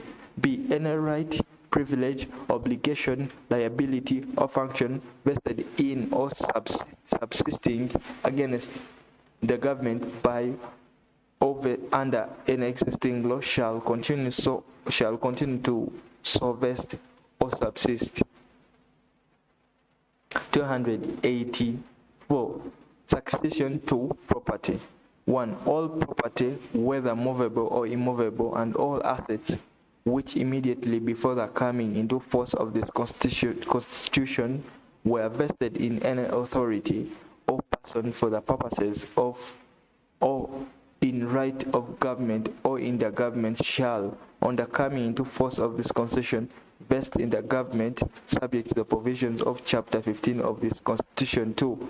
Any property which was immediately before the coming into force of this Constitution liable to escheat or to be forfeited to any person or authority in the right of government shall, on the coming into force of this Constitution, be liable to escheat or to be forfeited to the government. 285. Succession to contracts. Where there is subsisting immediately before the coming into force of this Constitution, a contract which has been entered into or on behalf of the government then on and after the coming into force of this Constitution, all rights and liabilities and obligations of government under the contract shall be vested in, or as the case may be, subsist against the government, and the contract shall otherwise continue to be of full force and effect. 286. Revocation of statutory leases to urban authorities. Upon the coming into force of this Constitution and subject to the provisions of Article 237 2A of this Constitution, statutory leases to urban authorities shall cease to exist. 287. International agreements, treaties, and conventions where any treaty, agreement, or convention with any country or international organization was made or affirmed by Uganda or the government on or after the 9th day of October 1962 and was still in force immediately before the coming into force of this Constitution, or B, Uganda or the government was otherwise a party immediately before the coming into constitution of this Constitution to any such treaty, agreement, or convention. The treaty, agreement, or convention shall not be affected by the coming into force of this Constitution, and Uganda or the government, as the case may, shall continue to be a party to it. 288. Repeal of 1967 Constitution and legal notice number 1 of 1986. Subject to Articles 264 and 265 of this Constitution, the Constitution of Uganda of 1967 and legal notice number 1 of 1986 as amended shall upon the coming into force of this Constitution stand repealed. 2. For the avoidance of doubt, the enactments repealed by clause 1 of this article shall, notwithstanding the repeal, continue in force for the purposes only for the exercise by the NRM government of its functions and under Articles 264 and 265 of this Constitution. Schedules. First schedule. Districts of Uganda. 1. Arua. 2. Bundibujo. 3. Kabale. 4. Kampala. 5. Kasese. 6. Kibale. 7. Kisoro. 8. Kotido. 9. Komi. 10. Mbale. 11. Moroto. 12. Nebi. 13. Palisa. 14. Rukunjiri. 15. Soroti. 16. Tororo. 17. Kabarole of Toro. 18. Kapchora of Sebei. 19. Moyo of Madi. 20. Gulu of Acholi. 21. Kitugum of Acholi. 22. Apak of Lango. 23. Lira of Lango. 24. Iganga of Busoga. 25. Jinja of Busoga. 26. Kamuli of Busoga. 27. Hoima of Bundibujo. 28. Masindi of Bunyoro. 29. Kalangala of Buganda. 30. Kiboga of Buganda. 31. Masaka of Buganda. 32. Mpiji of Buganda. 33. Mubende of Buganda. 34. Mukono of Buganda. 35. Luwero of Buganda. 38. Rakai of Buganda. 37. Bushenyi of Ankole. 38. Mbarara of Ankole. 39. Intungamu of Ankole.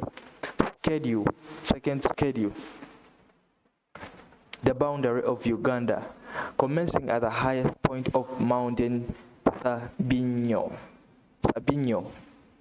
thence in a northeasterly direction to the southern extremity of the Bunangana Ridge marked by boundary pillar 1, thence along the water shield of Bunangana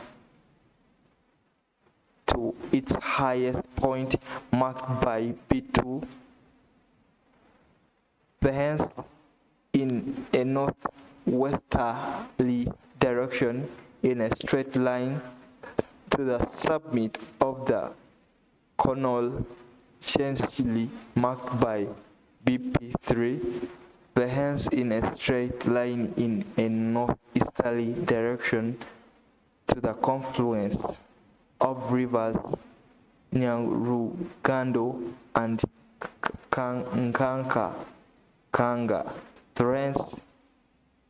Thence, following the following of river Nyarugando to its source, thence in a straight line in a northwesterly direction to the highest point of the hill Giseke, marked by BP4, thence following the water shield between the hill Giseke and the hill Lubona and its continuation as far as point marked by BP5 about 400 meters northwest of the summit of the hill Lubona, thence along the crest of the spar running in a northwesterly direction to river Sinda Lulangala, thence along the crest of the opposite spar as shown on the map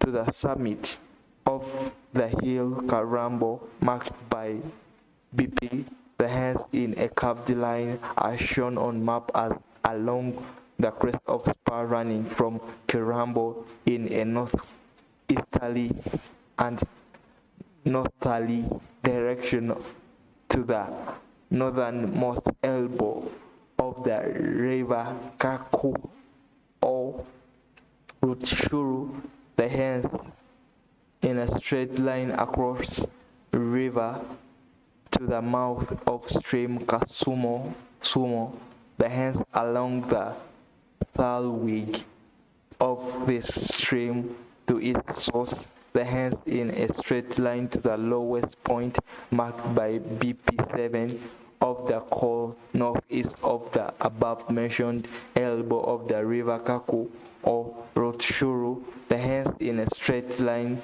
to the confluence of rivers Sharak, Kibi, and Murungu, the hence following the thalwig of river Murungu downstream to its journey with the thalwig of river Chonga, the hence in a straight line to the summit of a hill Moko marked by BP8 about 700 meters northeast of this junction, the hence in a straight line in a northerly direction to summit of the hill Chikomo,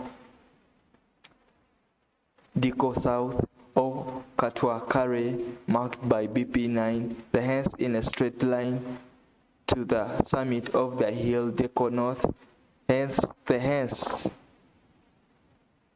in a straight line to summit of a hill Nteko about 3 kilometers north by east of Diko North, the hence in a straight line to the point marked by BK10 where the Kayonsa Road crosses the river IVI, the hence in a straight line to a point marked by BP11 about 1 kilometer to the north of BP10 on a prominent spur of the Nkwabwa Salambo range, the hence following the crest of this spur to the summit of the hill Salambo, the hence along the water shield of the Nkwabwa Salambo range to the summit of hill Nkwabwa marked by BP12. From the summit of Nkwabwa Hill, the boundary runs in an easterly direction to the summit of the hill Cheshero marked by BP12.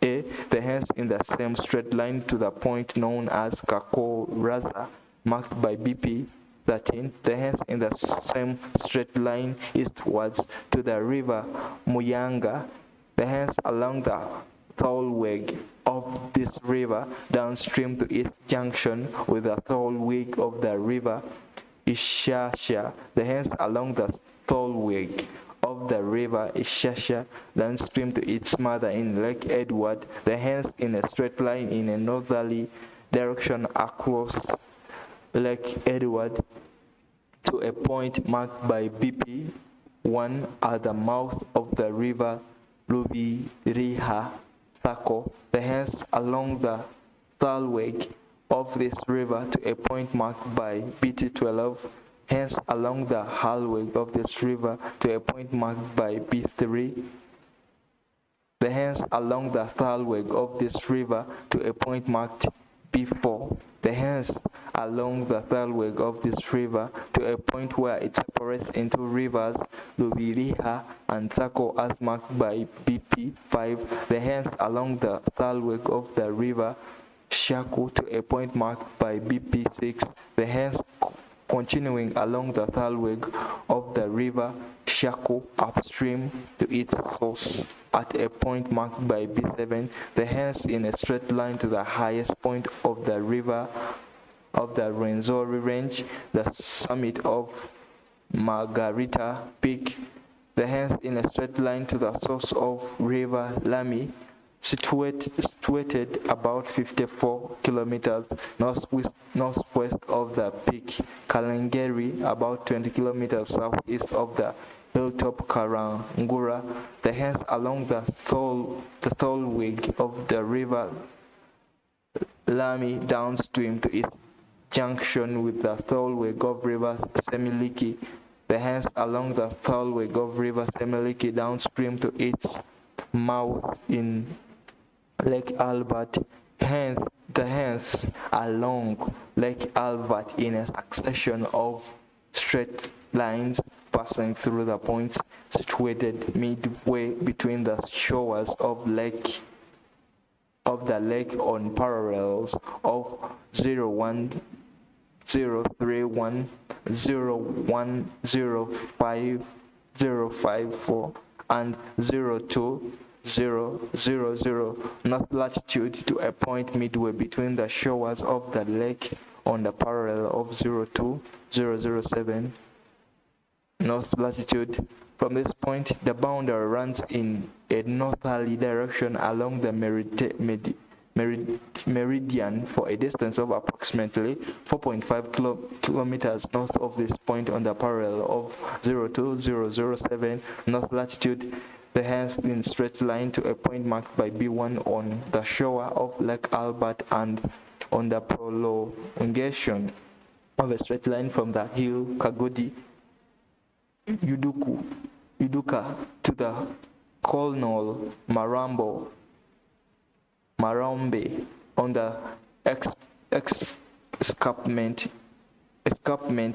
overlooking Lake Albert about 1.7 kilometers southeast by east of the hill Kagudi, and it's about 100 meters from the lake shore on the said straight line, hence in a straight line to BP2 on the hill Marobe, about 2 kilometers from the lake shore, hence in a straight line to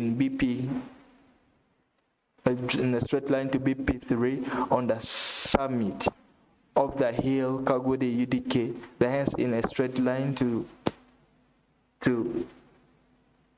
P4 on the neck of the hill Ungu Muda Beit Otal, which is about 1.04 kilometers from the hill Kagudi, hence in a straight line to BP5 on the hill Beit Otal at distance of 3.04 kilometers from the hill Kagudi, hence in a straight line to BP6 on the hill Vikidi on a straight line from the hill Kagudi to the hill Beit at a distance of about 48 kilometers from Kagudi, hence in a straight line to BP at the intersection of a straight line from the hill Kagudi to the hill Beit and a straight line from the hill Milia to the junction of rivers Nashindo and Alala, close to the river Otal on its left bank, and it's known as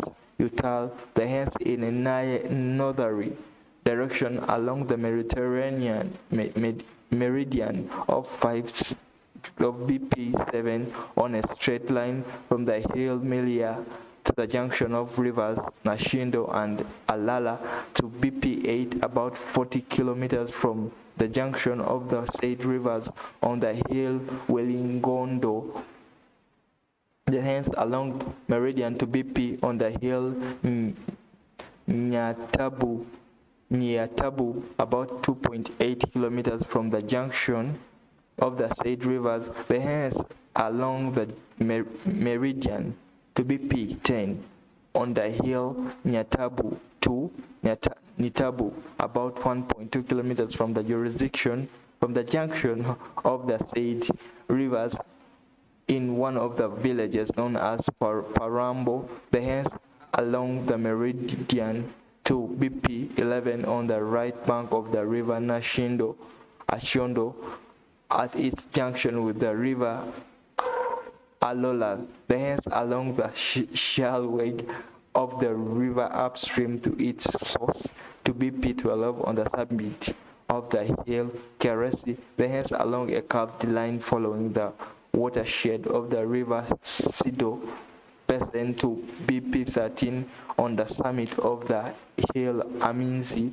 Hence in a straight line to BP 14 on the summit of the hill Kitty, in a straight line from the hill Aminzi to Amunda Rock at a distance of about 12 kilometers from Aminzi. Hence in a straight line to BP 15 on east, immediately below the summit of the rock Monda. Hence in a straight line to BP 16 on the right bank of the river Nyimbola, about 15 feet about its junction with the rivers Narondo and Nyimbola.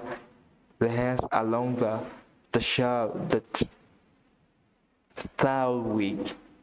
thalway of the river Nyimbola to BP 17 upon the summit of the hill Agu.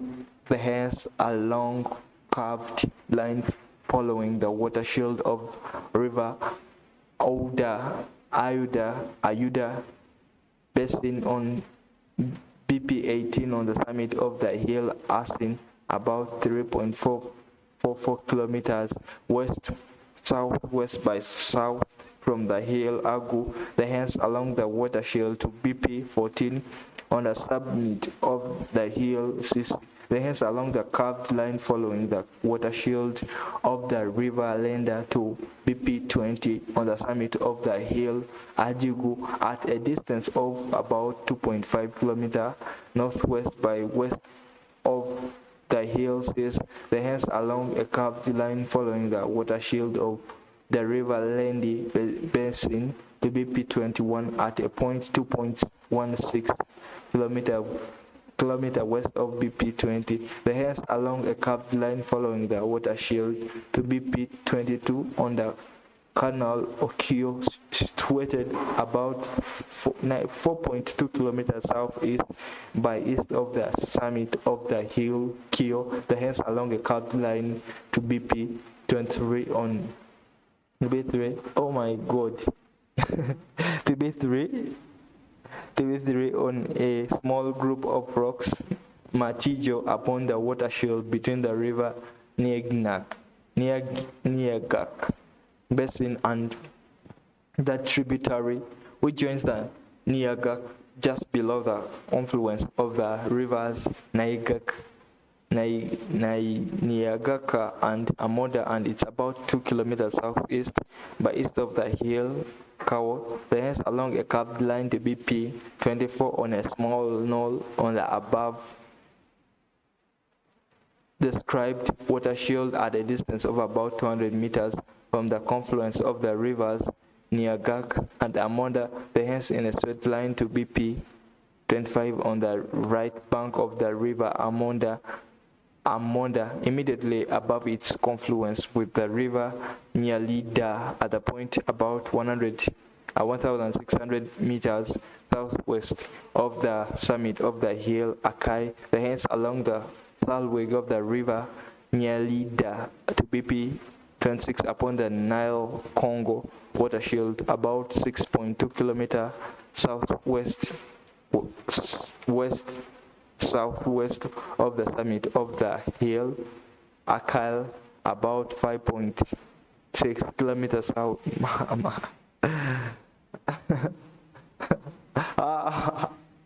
I'm done, man. Yo. No. Yo, man. This guy's no. I think I'm done. I got done a long time ago. The rest of it is just playing with me, man. No. I think I'm done from here. Uganda indigenous communities. I think I'm done from. No. I can't. The third schedule. Uganda indigenous communities as 1st February 1926. At first Acholi 2, Alor 3, Bamba 4, Babukusu 5, Bawisi 6, Bafumbira 7, Baganda 8, Bagishu 9, Bagongo 10, Bagwe 11, Bagwere 12, Bahehe 13, Bahororo 14, Bakenyi 15, Bachiga 16, Bakonzo 17, Banyabindi 18, Banyankore 19, Banyara 20, Banyarwanda 21, Banyole 22, Banyoro 23, Baruli 24, Basamia 25, Basoga 26, Basongora 27, Batagwenda 28, Batoro. That's where my father comes from the Batoro. 29, Batuku 30, Batua 31, Chop 32, Dodosh 33, Ithar 34, Ike Tueso 35, Iteso 36, G 37, Jonan 38, Japadola 39, Kakwa 40, Karimajong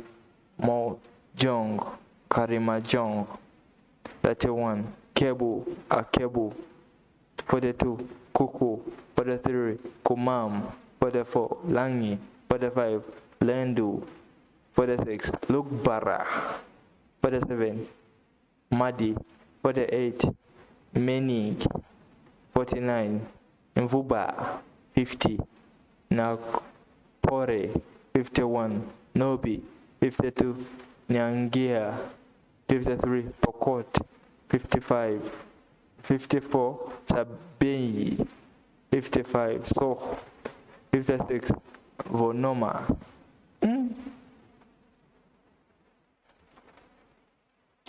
Fourth schedule, oaths of allegiance. I swear in the name of Almighty God, solemnly affirm that I will be faithful and bear true allegiance to the Republic of Uganda, and I will preserve, protect, and defend the Constitution. Oath of President / Vice President.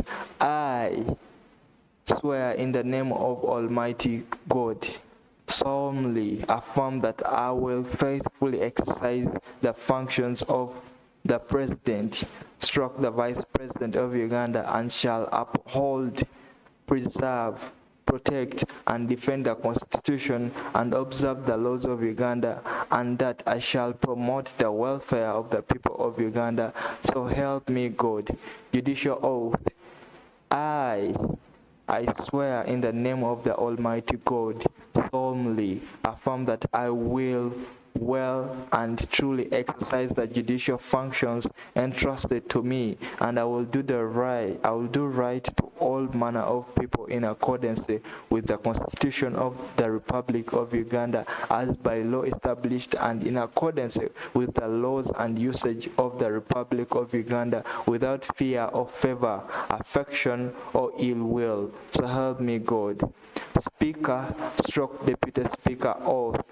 I swear in the name of the Almighty God, solemnly affirm that I will at all times well and truly serve the Republic of Uganda in the office of Speaker, Deputy Speaker, and that I will support and uphold the Constitution of the Republic of Uganda as by law established.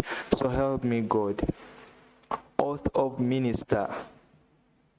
I, being appointed a minister of Uganda, swear in the name of the Almighty God, solemnly affirm that I will at all times well and truly serve the Republic of Uganda in the office of a minister, and that I will support and uphold the Constitution of the Republic of Uganda as by law established, and that I will, to the best of my judgment and at all times when required, freely given my counsel and advice to the President of Uganda and his or her successors in office as by law established for the good management of the public affairs of the Republic of Uganda, and that I will not directly or indirectly reveal any matter as shall come to my knowledge in the discharge of my duties and committed to my secrecy. So help me God. Oath of Member of Parliament. I swear in the name of Almighty God, solemnly affirm that I will give faithful service to this Parliament and support and uphold the Constitution of the Republic of Uganda as by law established. So help me God. Oath of Secretary to the Cabinet. I, being called upon to exercise the functions of Secretary to the Cabinet of Uganda, swear in the name of Almighty God, solemnly affirm that I will not directly or indirectly reveal such matters as shall be debated by the Cabinet and committed to my secrecy. So help me God. Fifth schedule, areas of cooperation among districts. 1. Culture. 2. Culture and traditional lands. 3. Promotion of local languages, crafts, and antiquities. 4. Education. 5. Inter and intra-district roads. 6. Health. 7. Inter and intra-district development projects. 8. Such other matters as the cooperating districts may resolve to be handled in common subject to this Constitution. 6. Schedule. Functions and services for which government is responsible. 1. Arms, ammunition, and explosives. 2. Defense, security, maintenance of law and order. 3. Banks, banking, promissory notes, currency, and exchange control. 4. Subject to this Constitution, taxation and taxation policy. 5. Citizenship, immigration, refugees, deportation, extradition, passports, and national identity cards. 6. Copyrights, patents, and trademarks, and all forms of intellectual property, incorporation and regulation of business organization. 7. Land, mines, minerals, and water resources and the environment. 8. National parks, as may be prescribed by Parliament. 9. Public holidays. 10. National monuments, antiquities, archives, and public records, as Parliament may determine. 11. Foreign relations and external trade. 12. Regulation of trade and commerce. 13. Making national plans for the provision of services and coordinating plans made by local government. 14. National elections. 15. Emergency energy policy. 16. Transport and communication policy. 17. National census and statistics. 18. Public services of Uganda. 19, judiciary. 20, national standards. 21, education policy. 22, national surveys and mapping. 23, industrial policy. 24, forest and game reserve policy. 25, national research policy. 26, control and management of epidemics and disasters. 27, health policy. 28, agriculture policy. 29, any matter of incidental to or connected with the functions and services mentioned in the schedule. 7th schedule, unconditional grant to local governments.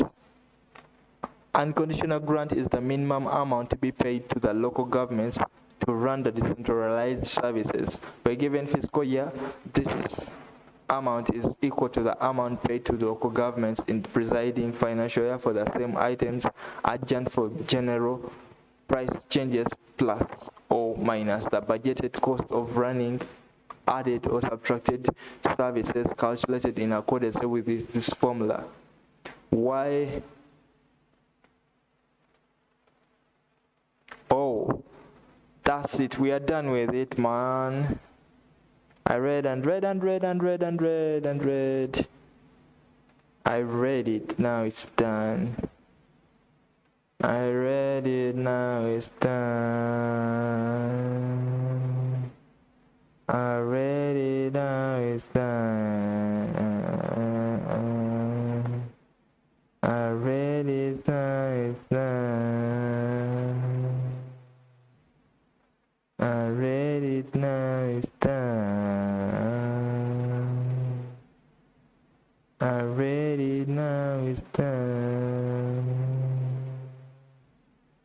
I read it, now it's done.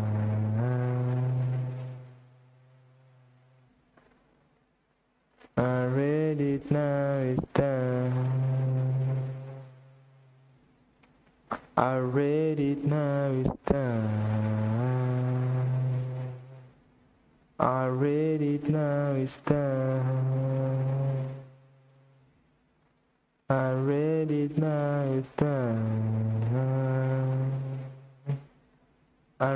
it, now it's done. I read it, now it's done. Read it, now it's done. Read it, now it's done. Read it, now it's done. Read it, now it's done. I read it, now it's done. I read it, now it's done. I read it, now it's done. I read it, now it's done. I read it, now it's done.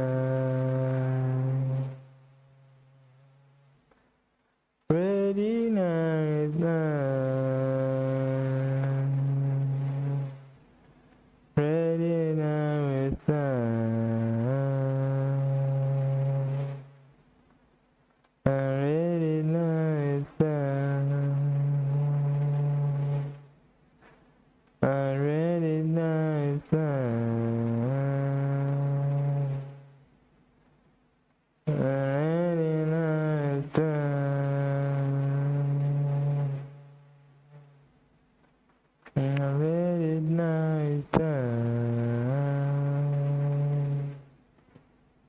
I read it, now it's done. I read it, now it's done.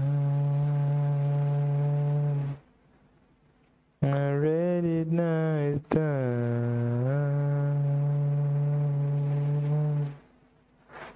I read it, now it's done. I read it, now.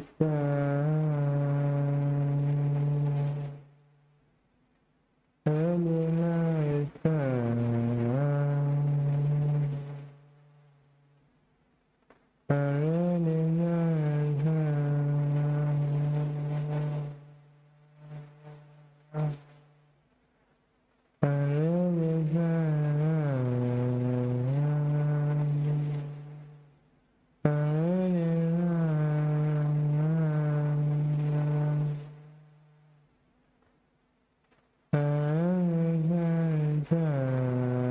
I read it, now.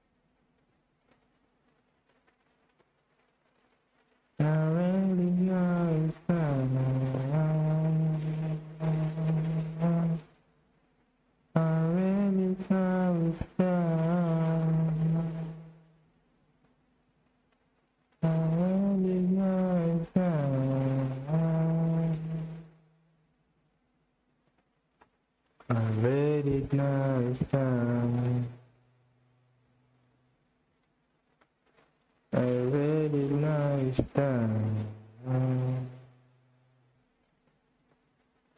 Already is done. Already is done. Now it's done. Now it's done. Now it's done. Now it's done.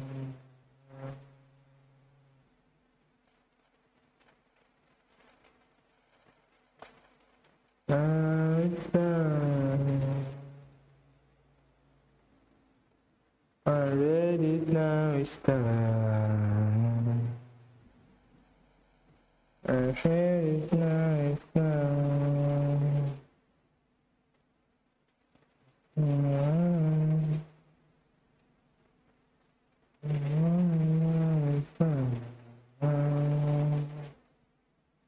I read it now it's done. I read it now it's done. I read it now it's done. I read it now it's done. I read it now it's done.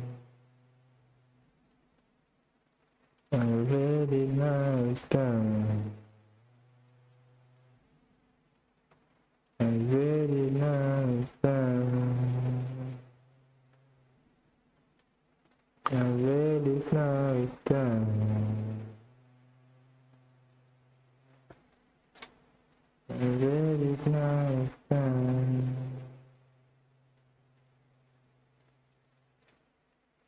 I read it now it's done.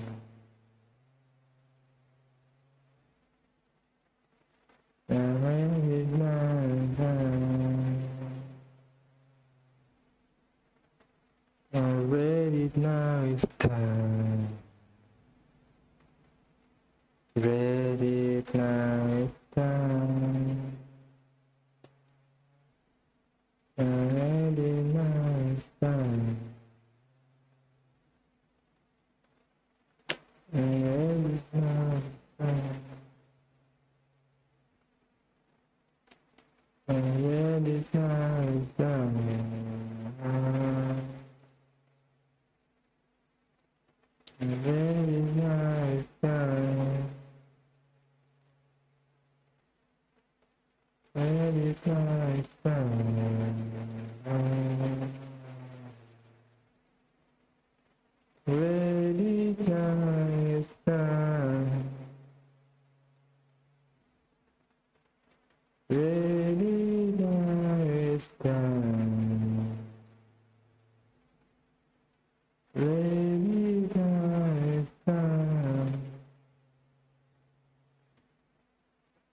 Read it now it's done. Read it now it's done. Read it now it's done. Ready now is done. Ready now is done. Ready now is done.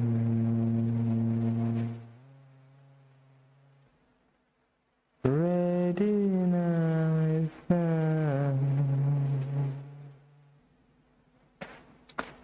Ready now is done. Ready now is done. Ready now is done. Ready now is done. Ready now is done.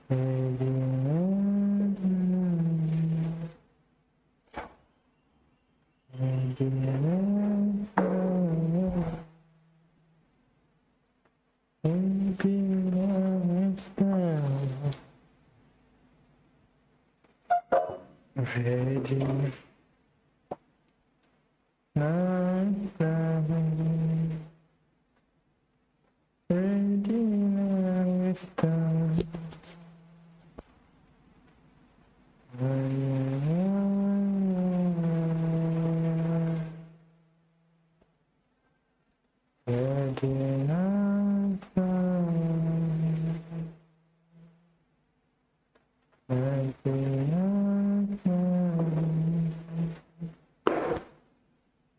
Ready now it's time. Go.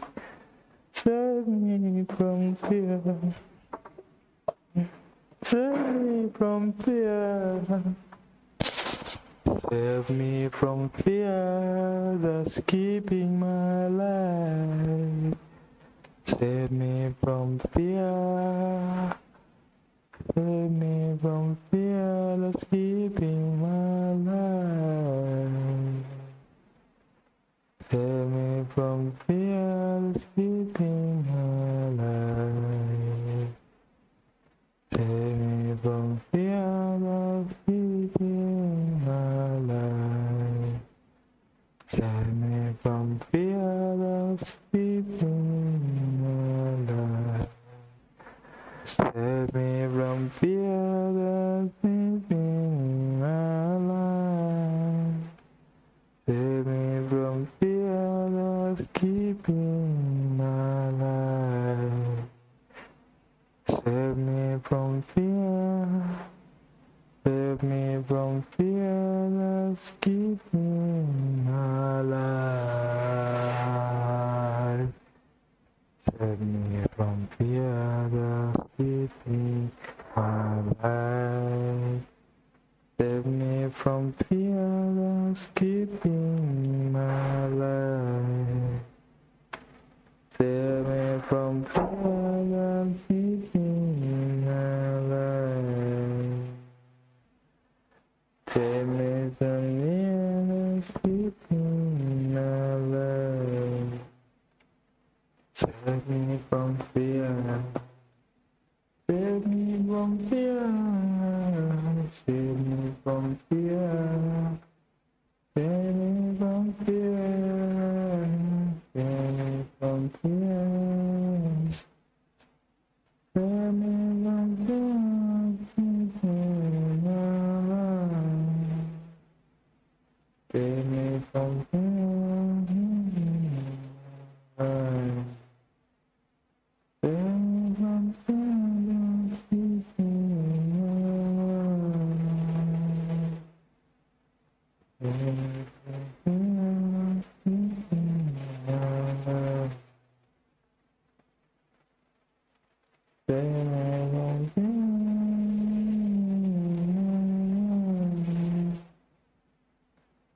Save me from fear.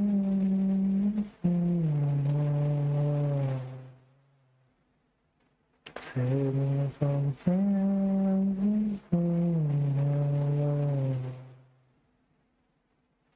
Save me from fear.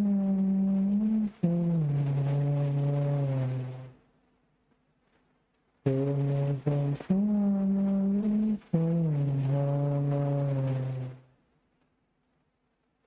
Save me from fear. Save me from fear. Keeping my life. Save me from fear. Keeping my life. Save me from fear. Keeping my life.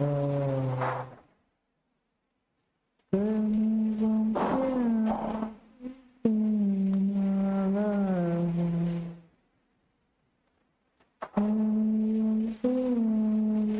Keeping my life.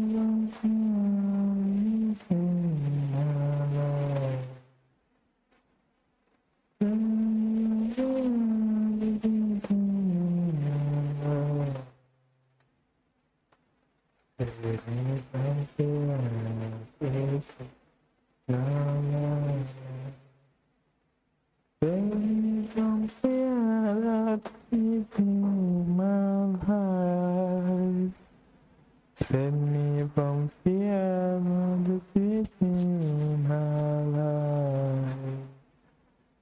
Save me from fear and defeat in my life. Save me from fear and defeat in my life. Save me from fear and defeat in my life.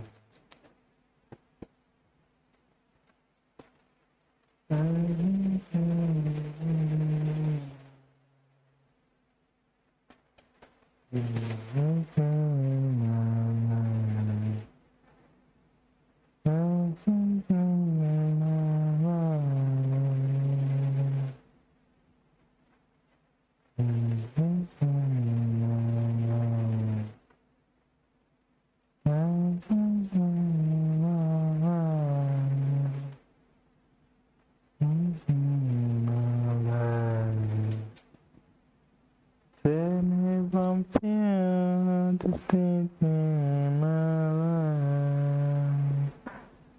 Save me from fear to stay in my life. Save me from fear to live in my life. Save me from fear to live in my life. Save me from fear to live in my life.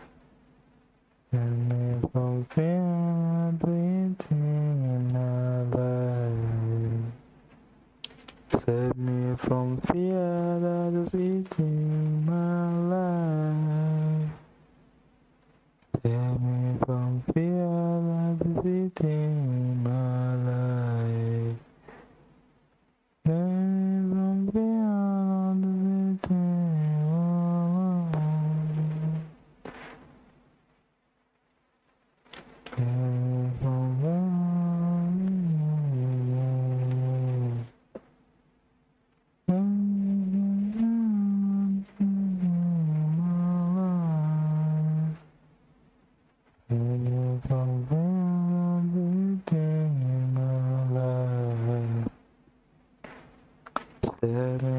fear that is eating my life. Save me from fear. Save me from fear of eating my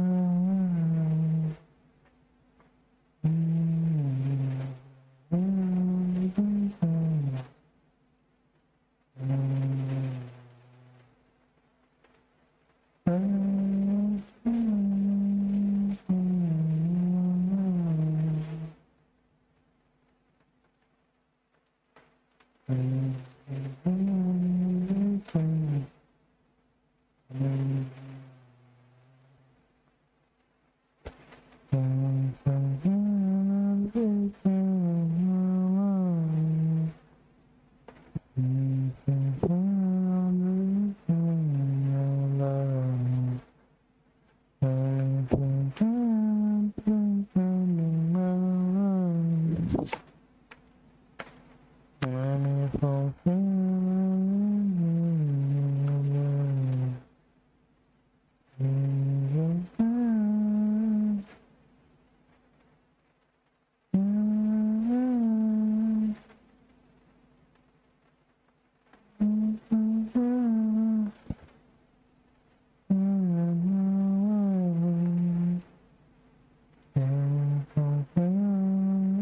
life.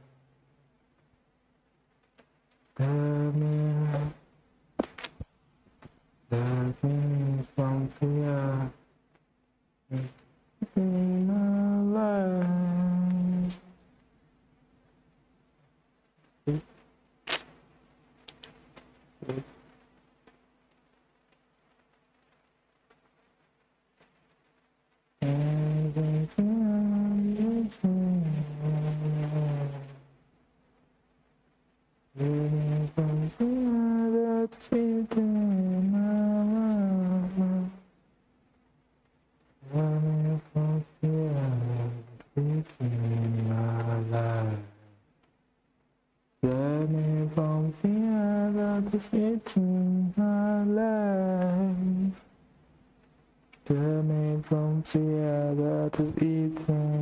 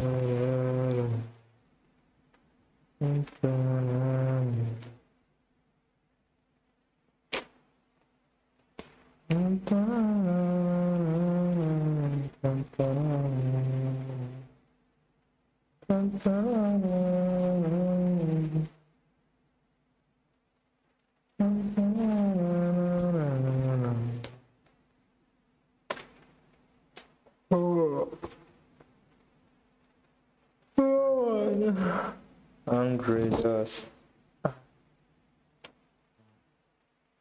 what am I doing with my life? God.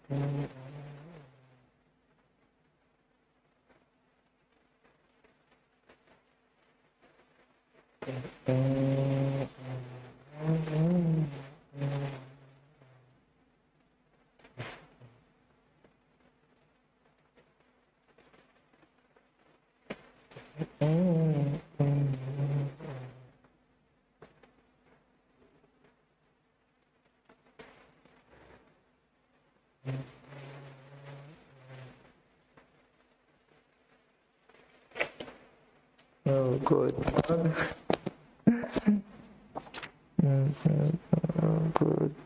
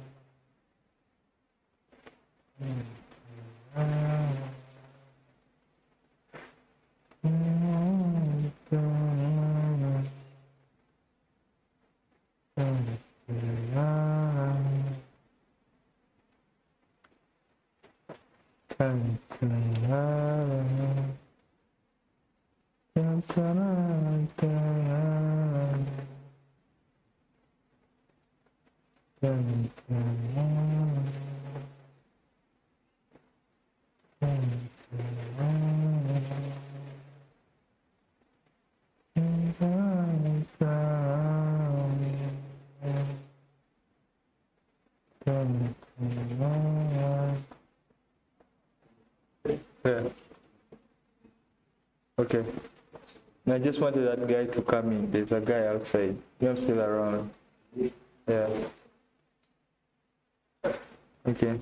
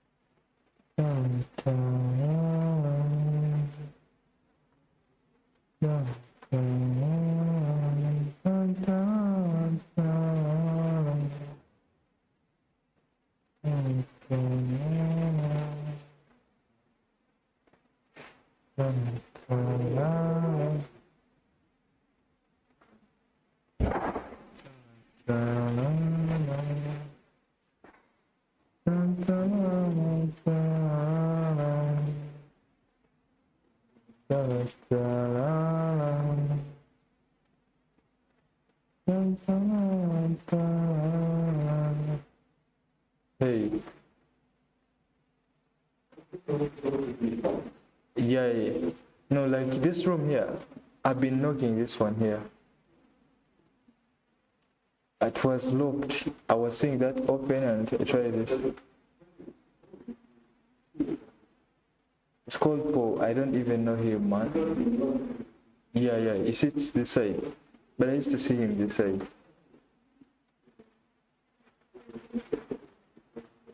Yeah.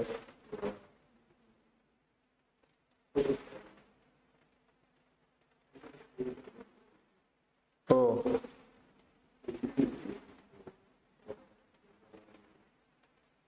I didn't know, man. So me, I've been knocking on that door because I was, when you told me, Paul, I knew like it has to be that guy who always has shots. But I used to see him this side. Yeah.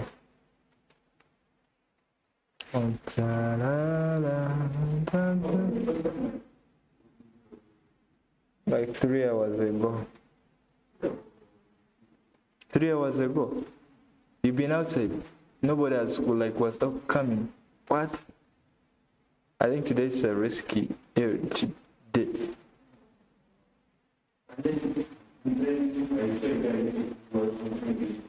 Yeah. Yeah. Yeah.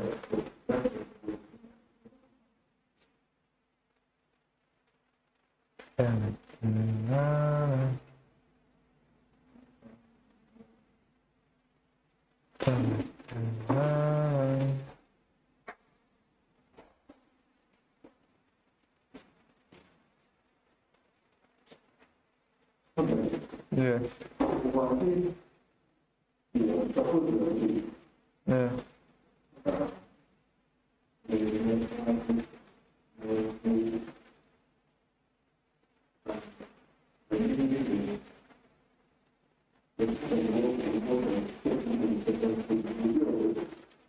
Of course, I'm already a vegan. So which foods do I eat?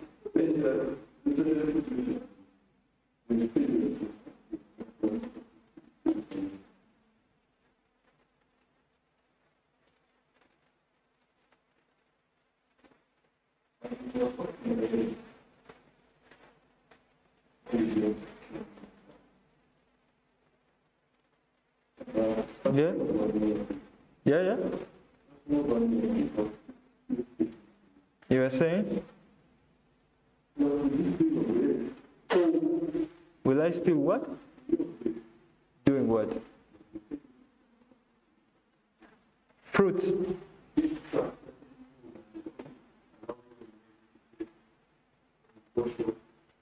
Of course.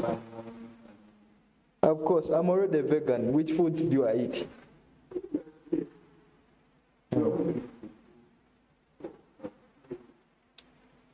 Yeah, but most people don't even eat the food I eat. Like, yeah, you can eat it, but like some people don't like matoke, and me, if matoke is not on the plate, it's like I don't.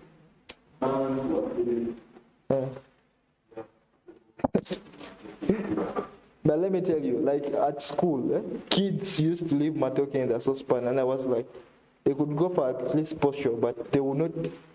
On the days I felt like matoke would be done, kids would just find it there. Like, I don't know why they don't like matoke.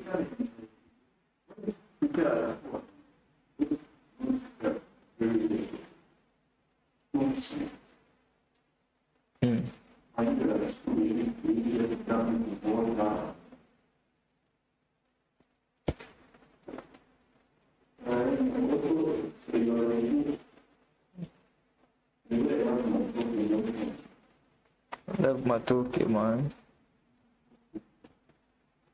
Just love it. Matoke and rice, those are it's where we begin from.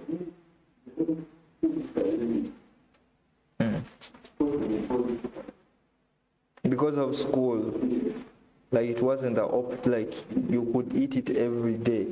But like whenever I'm going to buy food from a restaurant, I tell them all foods. I also need it there.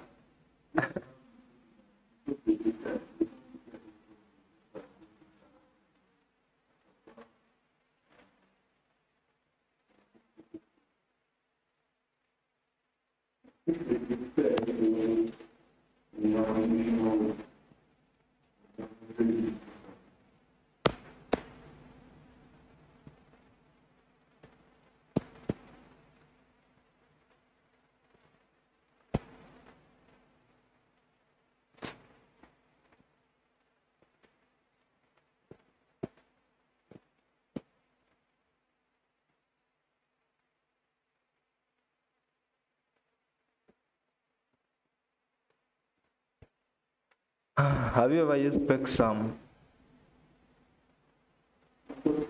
No, Pexam, have you ever used it? Pexam. Pexam, like it's a payment method. Like, have you ever received a check by, how is it called even? A check by mail.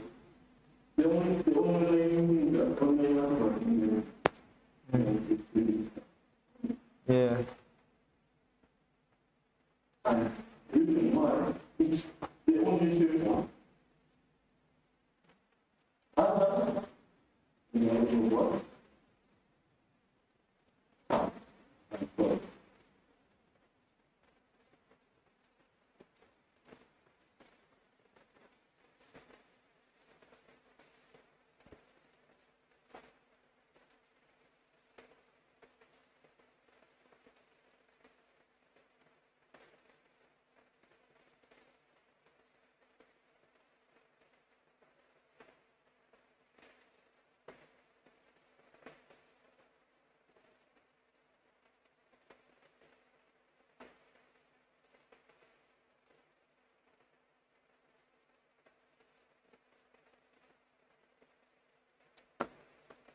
Real love,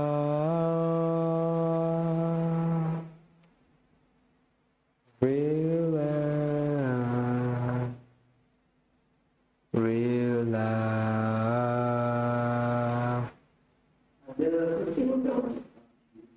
Yeah. Yeah. Yeah, yeah. Yeah.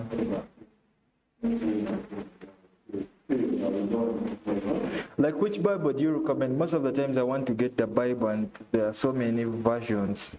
I don't know which one. I think they are all but wait, it's so easy. So very easy. When you are reading, you write down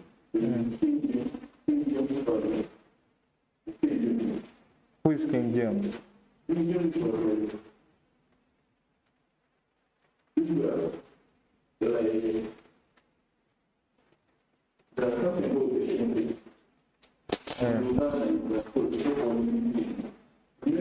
Mizingo?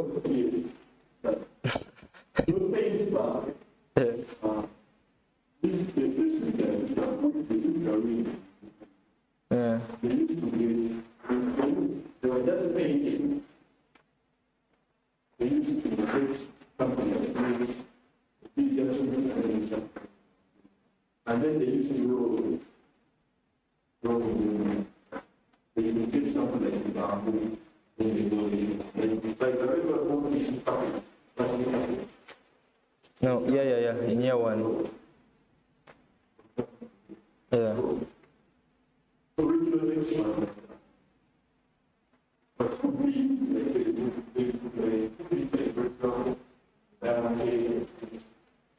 Yeah.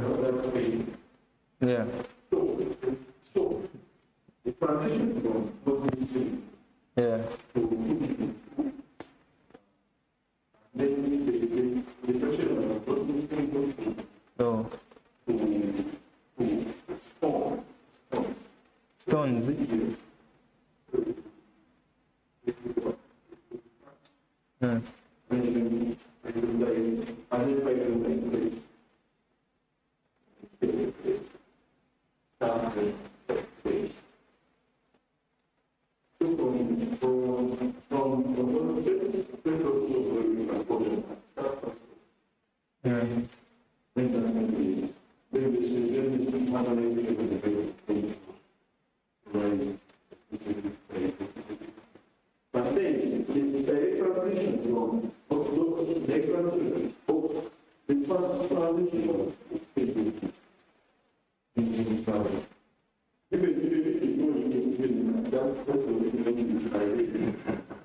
what? Was King James?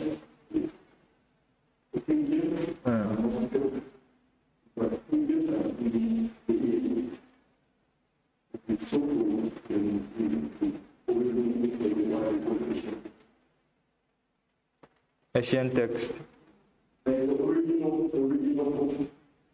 Oh.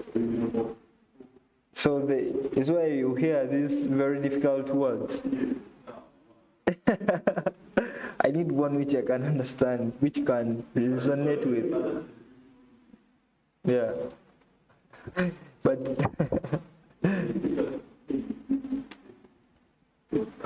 I need where like there's you.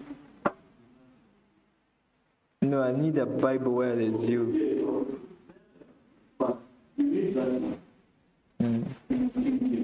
When you read that, the same territory. Yeah.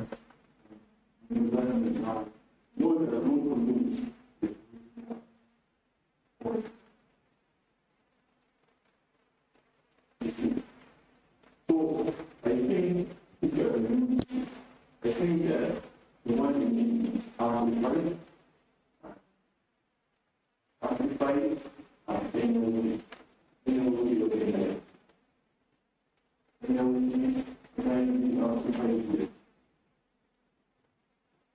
But if you just want to what we need to do,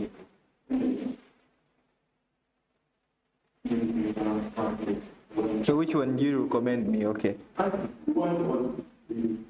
Yeah. So which one? So what of the one like when I'm coming on the streets, I just see Bible. So all those books I'm seeing with Bible on, which like I have to first ask the version.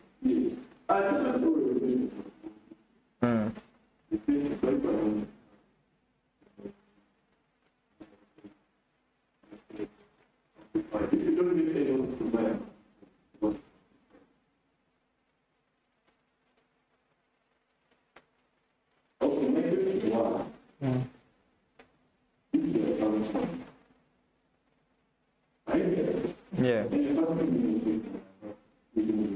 Yeah, I'm hearing, but I have to finish this. Okay.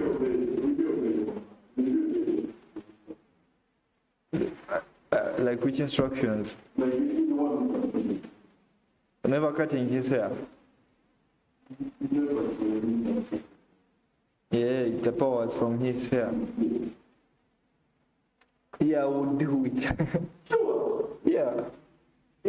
I'm a vegan, man. You think like at home they don't cook meat?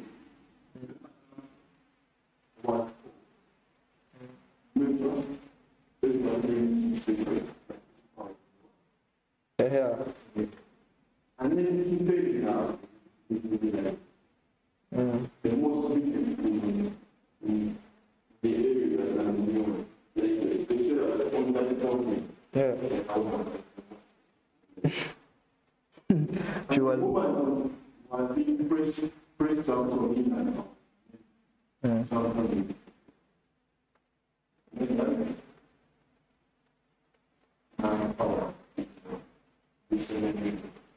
Yeah.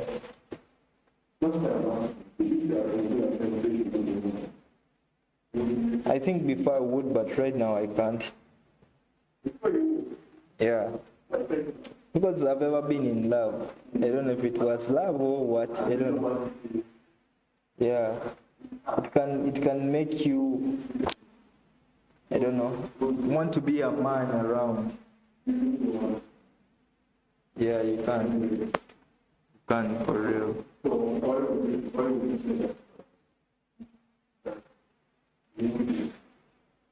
Right now, because I just can't right now.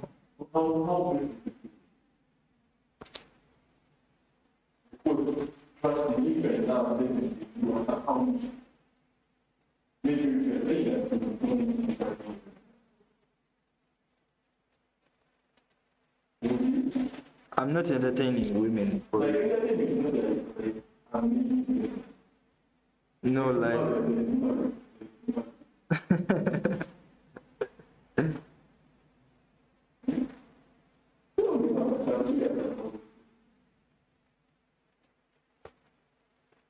Ah, okay.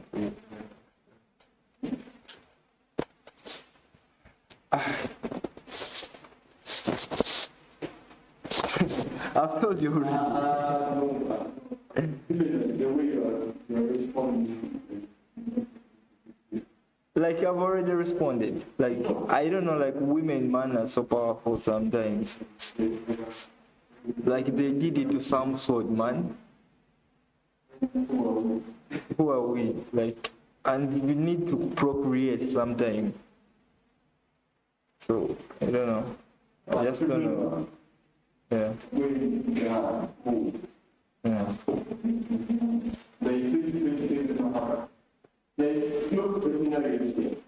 Yeah.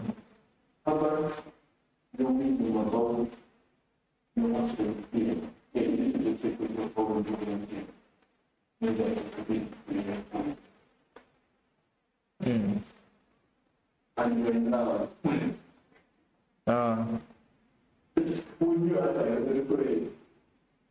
I didn't.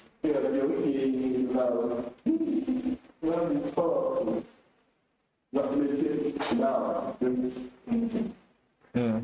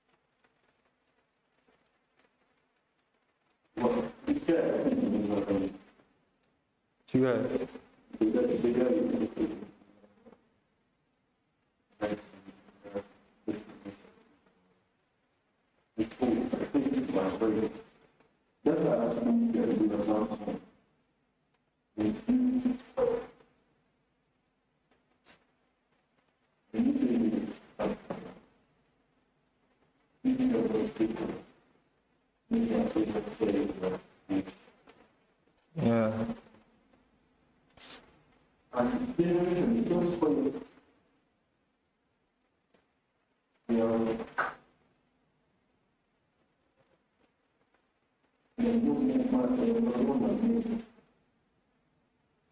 This generation.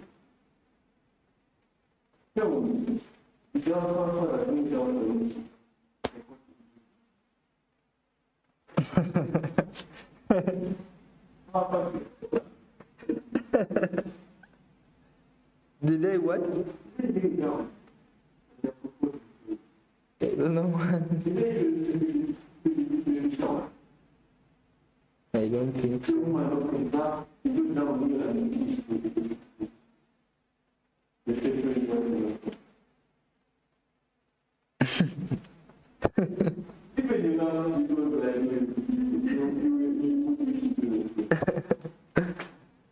I was once in love, man. So all the things I said I'm not going to be doing, I did them.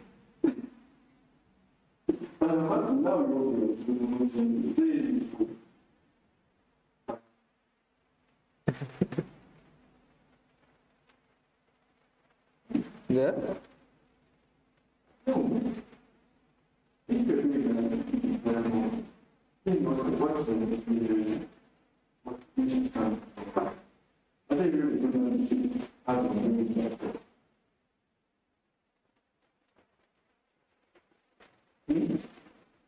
I don't know, man.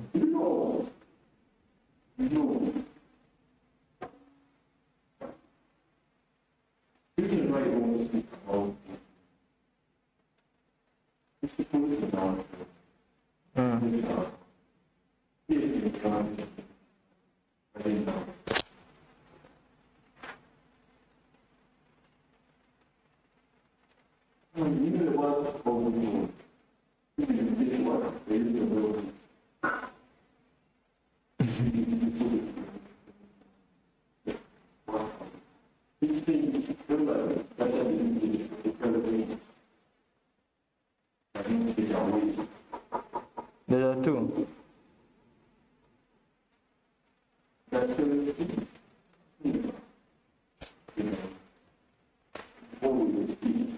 You have running,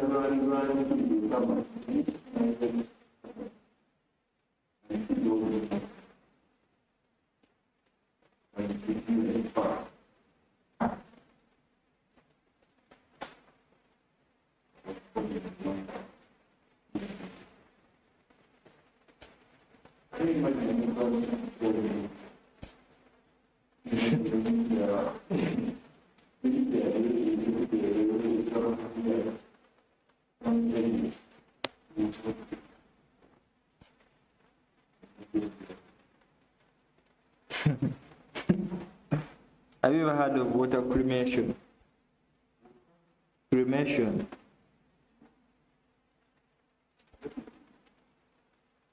Like it's a form of sending you away. There's fire and water. Like if you don't want it to be buried. The church. Yeah. So the Indians, yeah, but the safest way to leave Earth is by water cremation. Even burying is not the safest. The safest is by water cremation. No, by burning you with water. I don't know the process they do, but that's the way they do it. Yeah. Not by fire, by water. It dissolves and then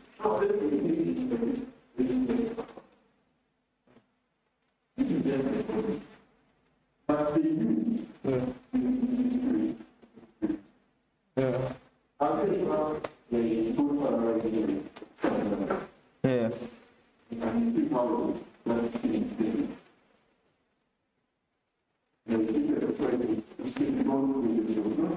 Yeah. Now, that thing is part of the passion. That's how the spirit is that thing that's what the power.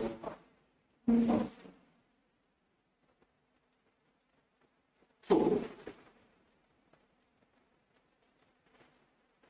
you can see here when everybody else now is starting with how to do it.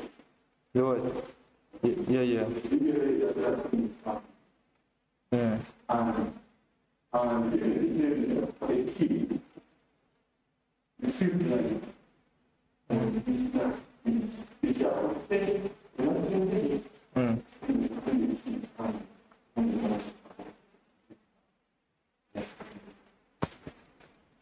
that's when you get life. That's why always comes the spirit always say. That's why the spirit can go back, get the life when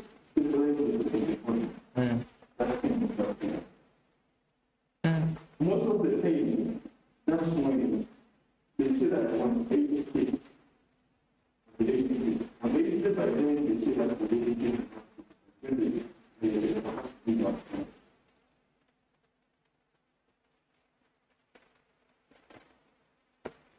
But that thing, I think a man, even not like a young when it's still there.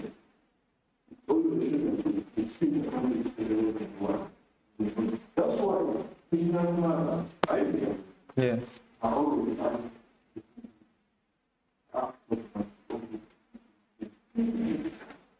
The pregnant ones.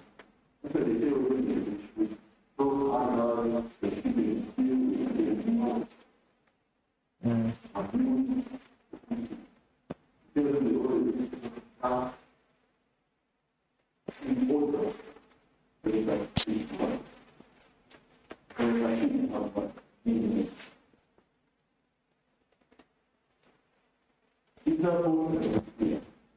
Yeah.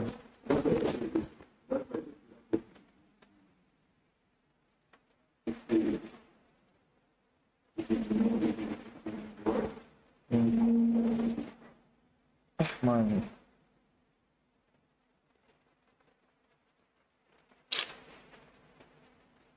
Man, I've ever done a bullshit, man.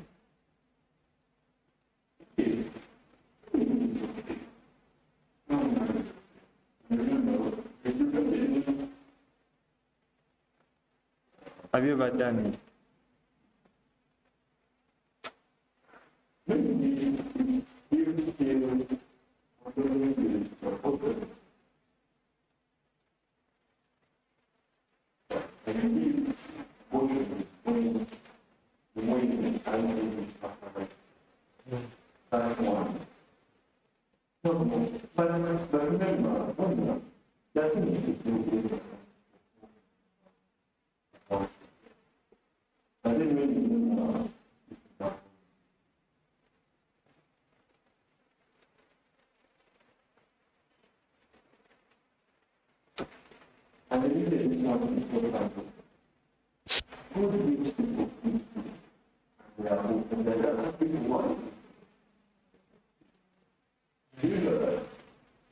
Yeah.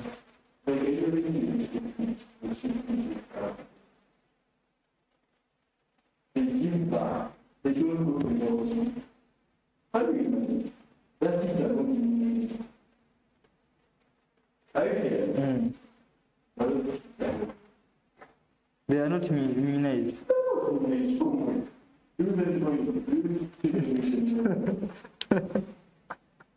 Well, I don't know. I see them on the street. But how do they get you on the streets, man?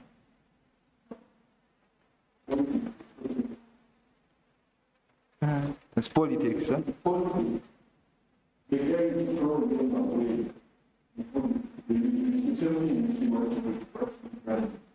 Mm.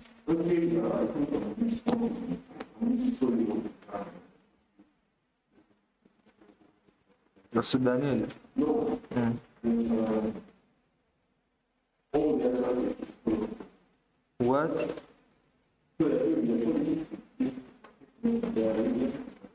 Yeah. Ah, man.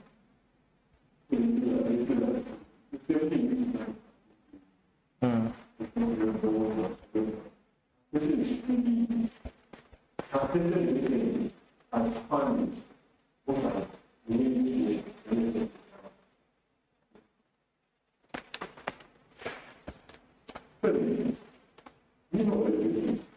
Yeah.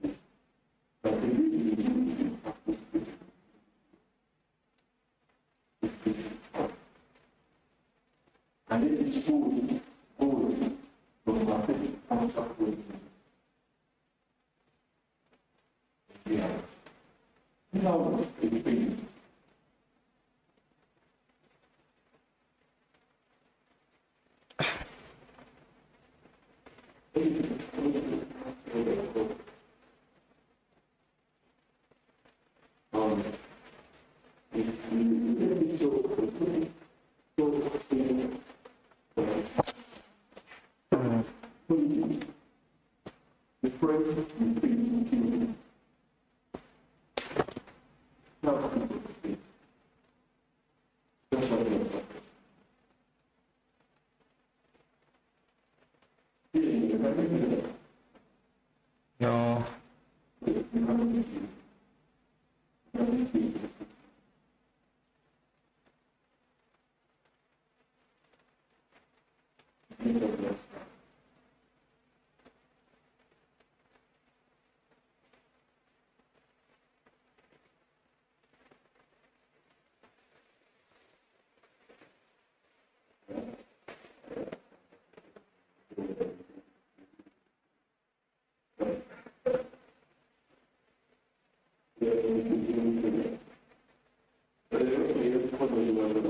I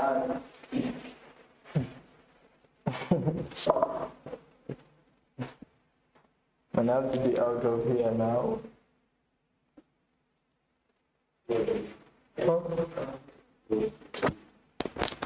Yeah, it's some time, man.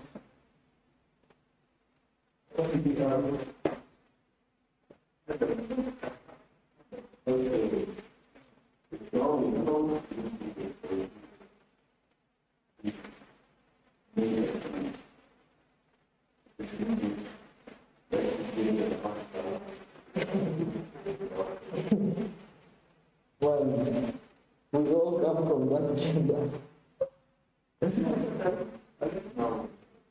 Yeah, but I don't know. Like, most of the times I go to Kampala, man, because it's like come to me, I feel like, man, I don't want to ever be beside the woman. It's like, it's people which is what they do, man. I don't get it, very, like, it's very hard, but that's what they do. To reach a point like, I don't know, man. So when I was in love, I really got to learn it, I don't know.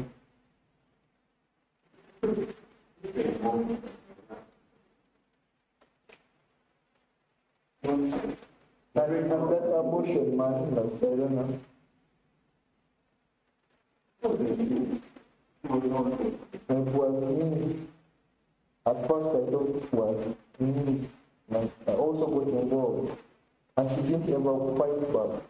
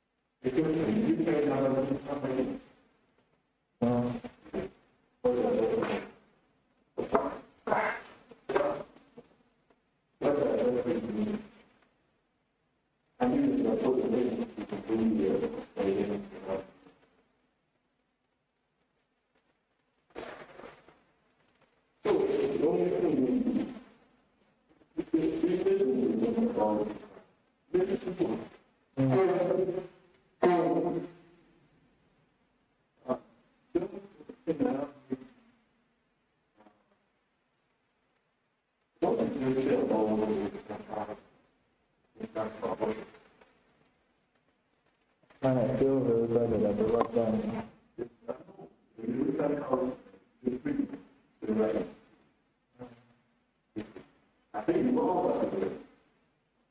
There may be a situation that was okay, but not.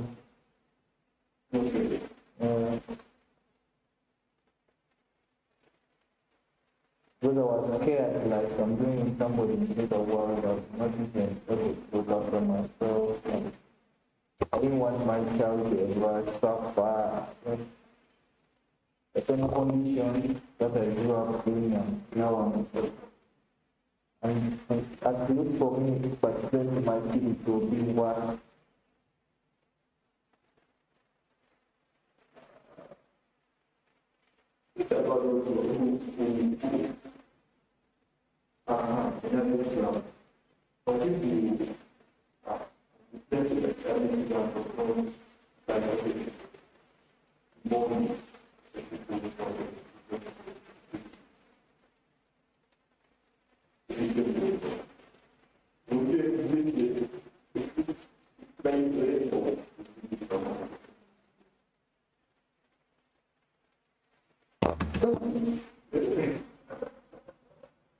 and I feel very bad. I don't want to.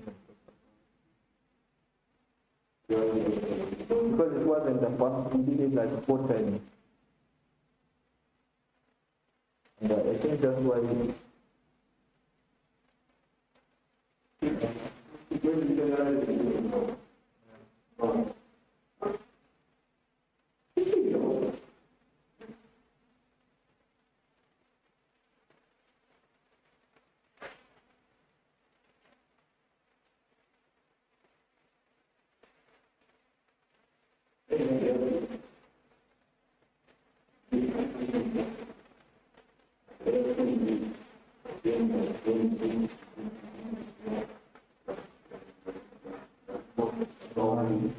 It's so hard to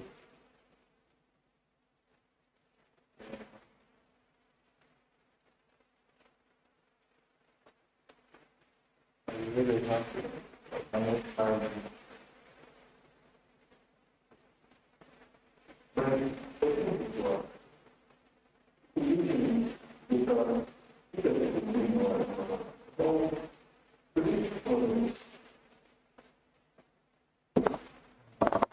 That's so bad.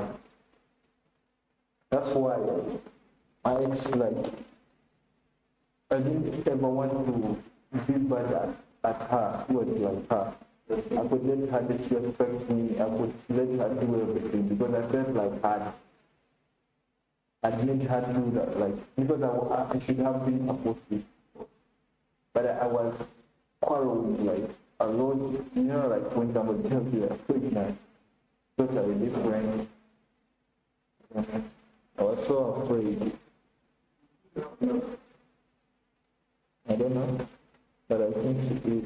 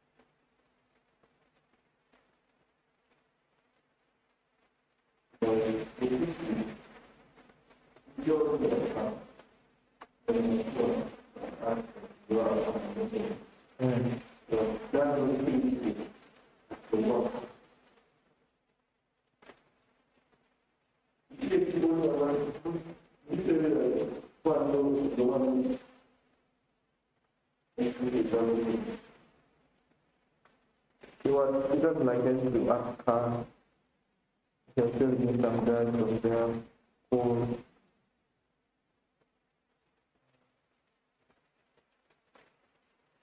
And how do you feel like that you get to grow and there are younger people coming and now you were one of the grown, like the world doesn't care, there are people being born there, you are.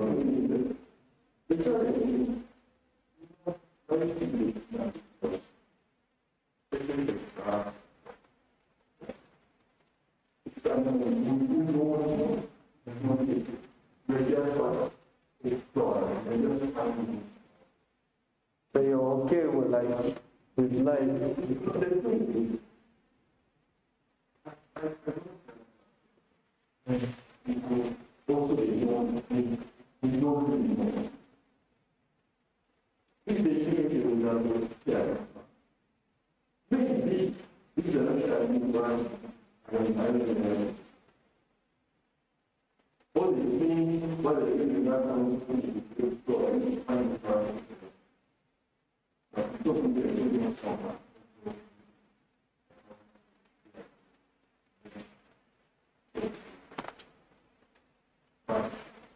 Today my father came like, I see him most of the times like, he wants us to talk, but I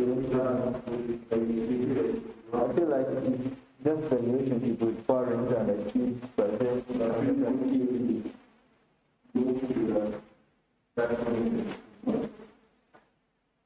feel I'm so grown, man. So grown.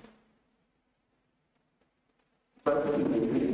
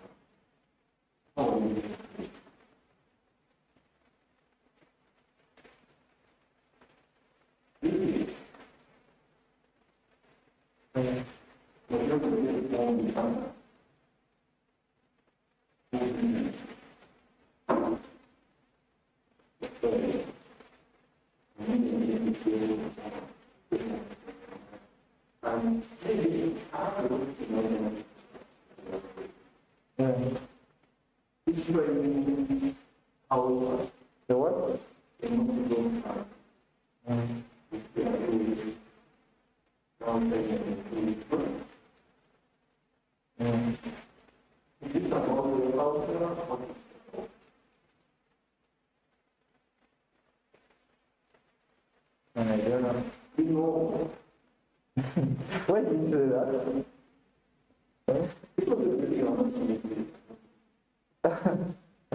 Okay, sometimes I don't know.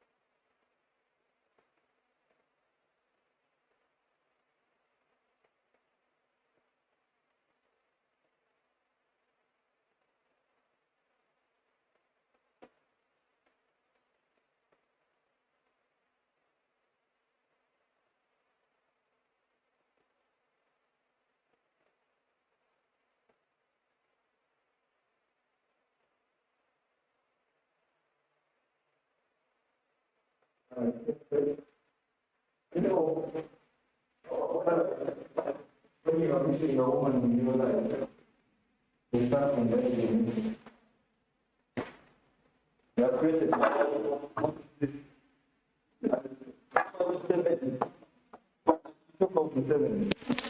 that guy, those old people.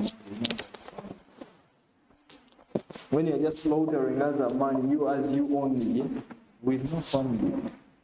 Or like, even if you don't have kids, but somebody that you know, like this somebody.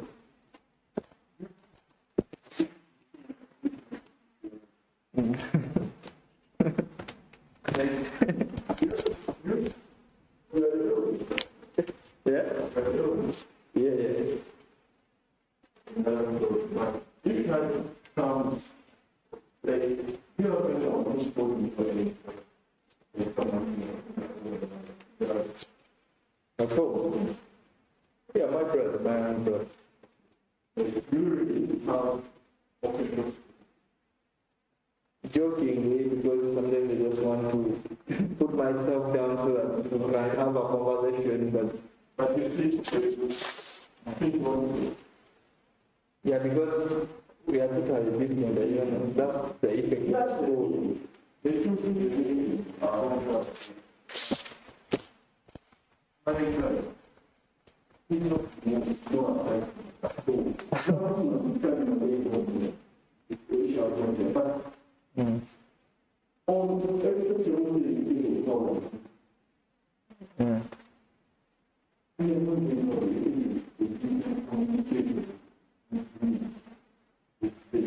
because most of the times you grew from school, right? No, there's a moment when yeah.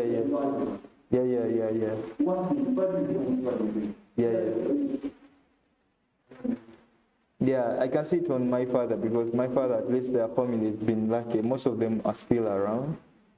But now it's him, like, him and the family that he considers it's his family now, like the kids.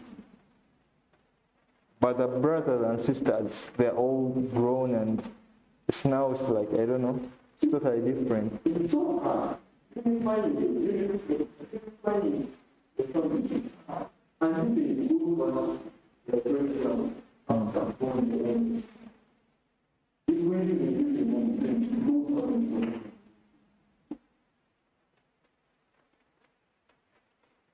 So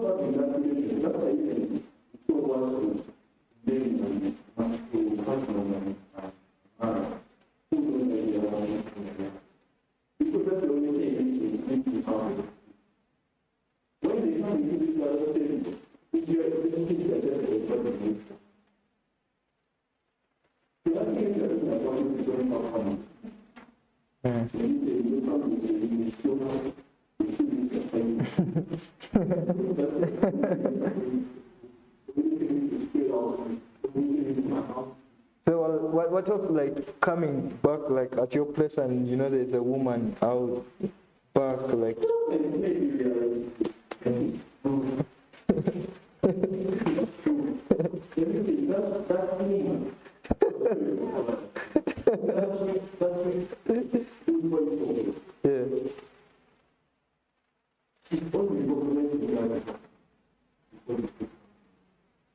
yeah. The moment that is in a way.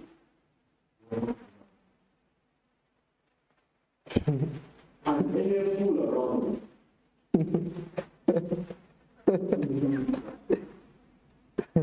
And that hurts, man. It hurts. It means that what they don't enough. Man, it hurts. Have you ever experienced it? Yeah, okay. I experienced it, man, but it hurts.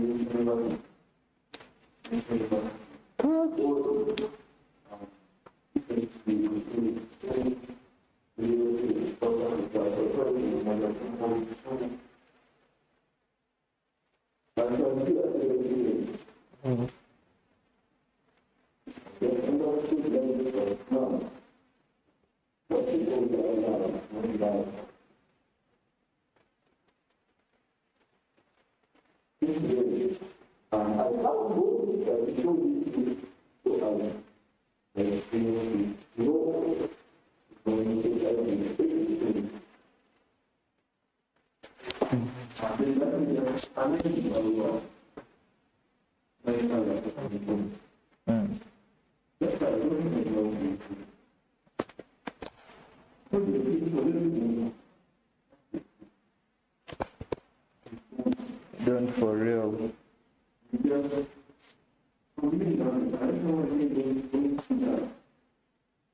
And what are your plans for the new year, man? Are you coming back to this place?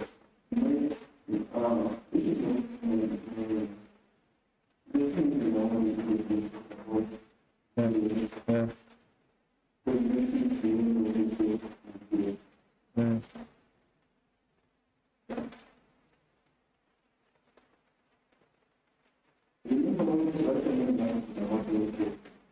Yeah.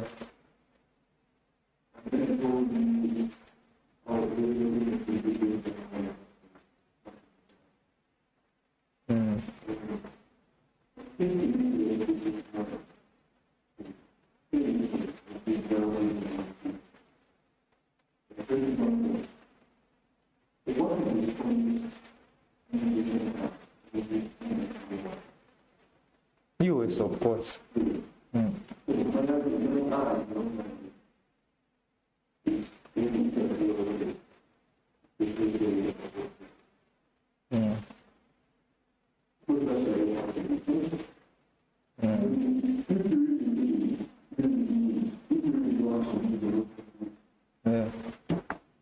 I don't have any hustle right now.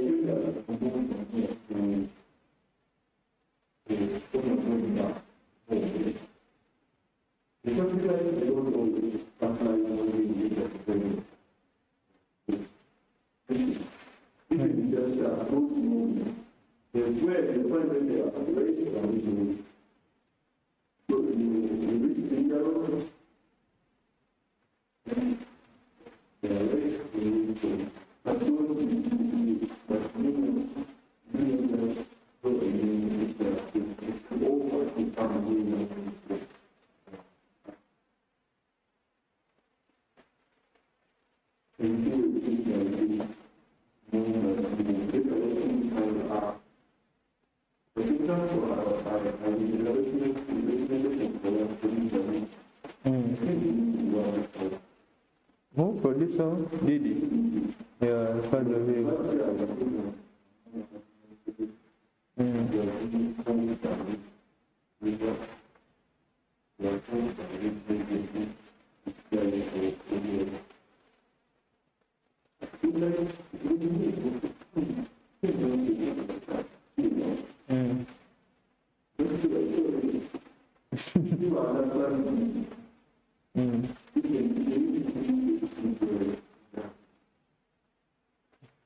Who is he? Yeah, but who does he think he is?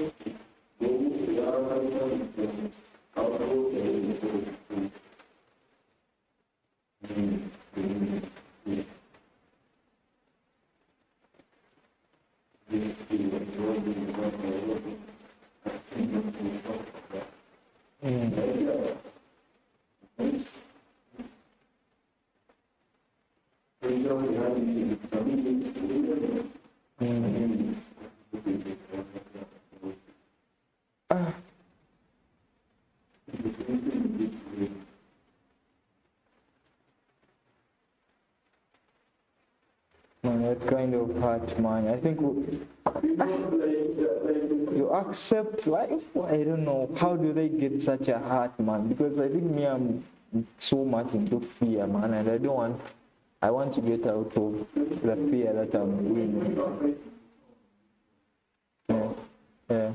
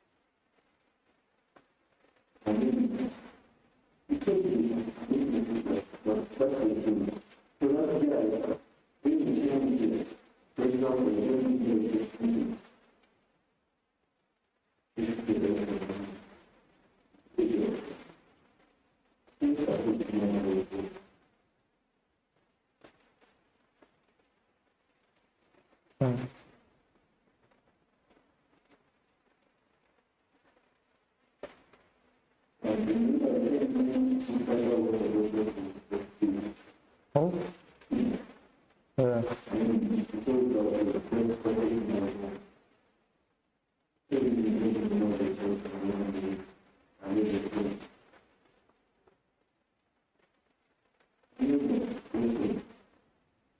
Man, I am so off media. I detoxed.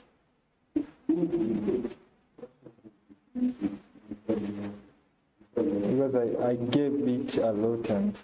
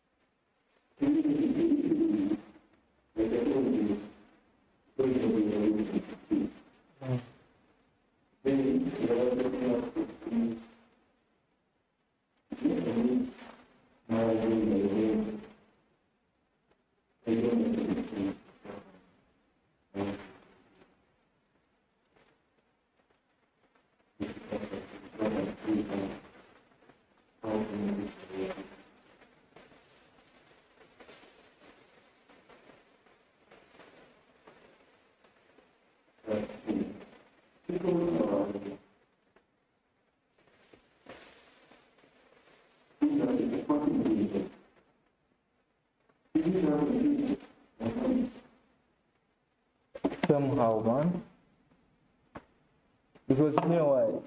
I don't know if I'm allowing my father's life to influence me, but remember, like, where I stay at home, I sleep in the garage. That's where I sleep.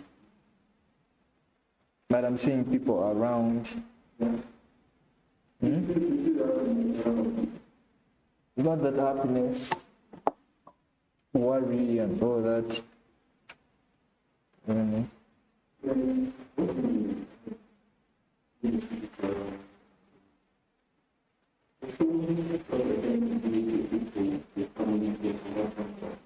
Yeah, the family, but now I've outgrown that, because whenever I'm there, it's like I'm a kid, I'm a child, and I've outgrown that.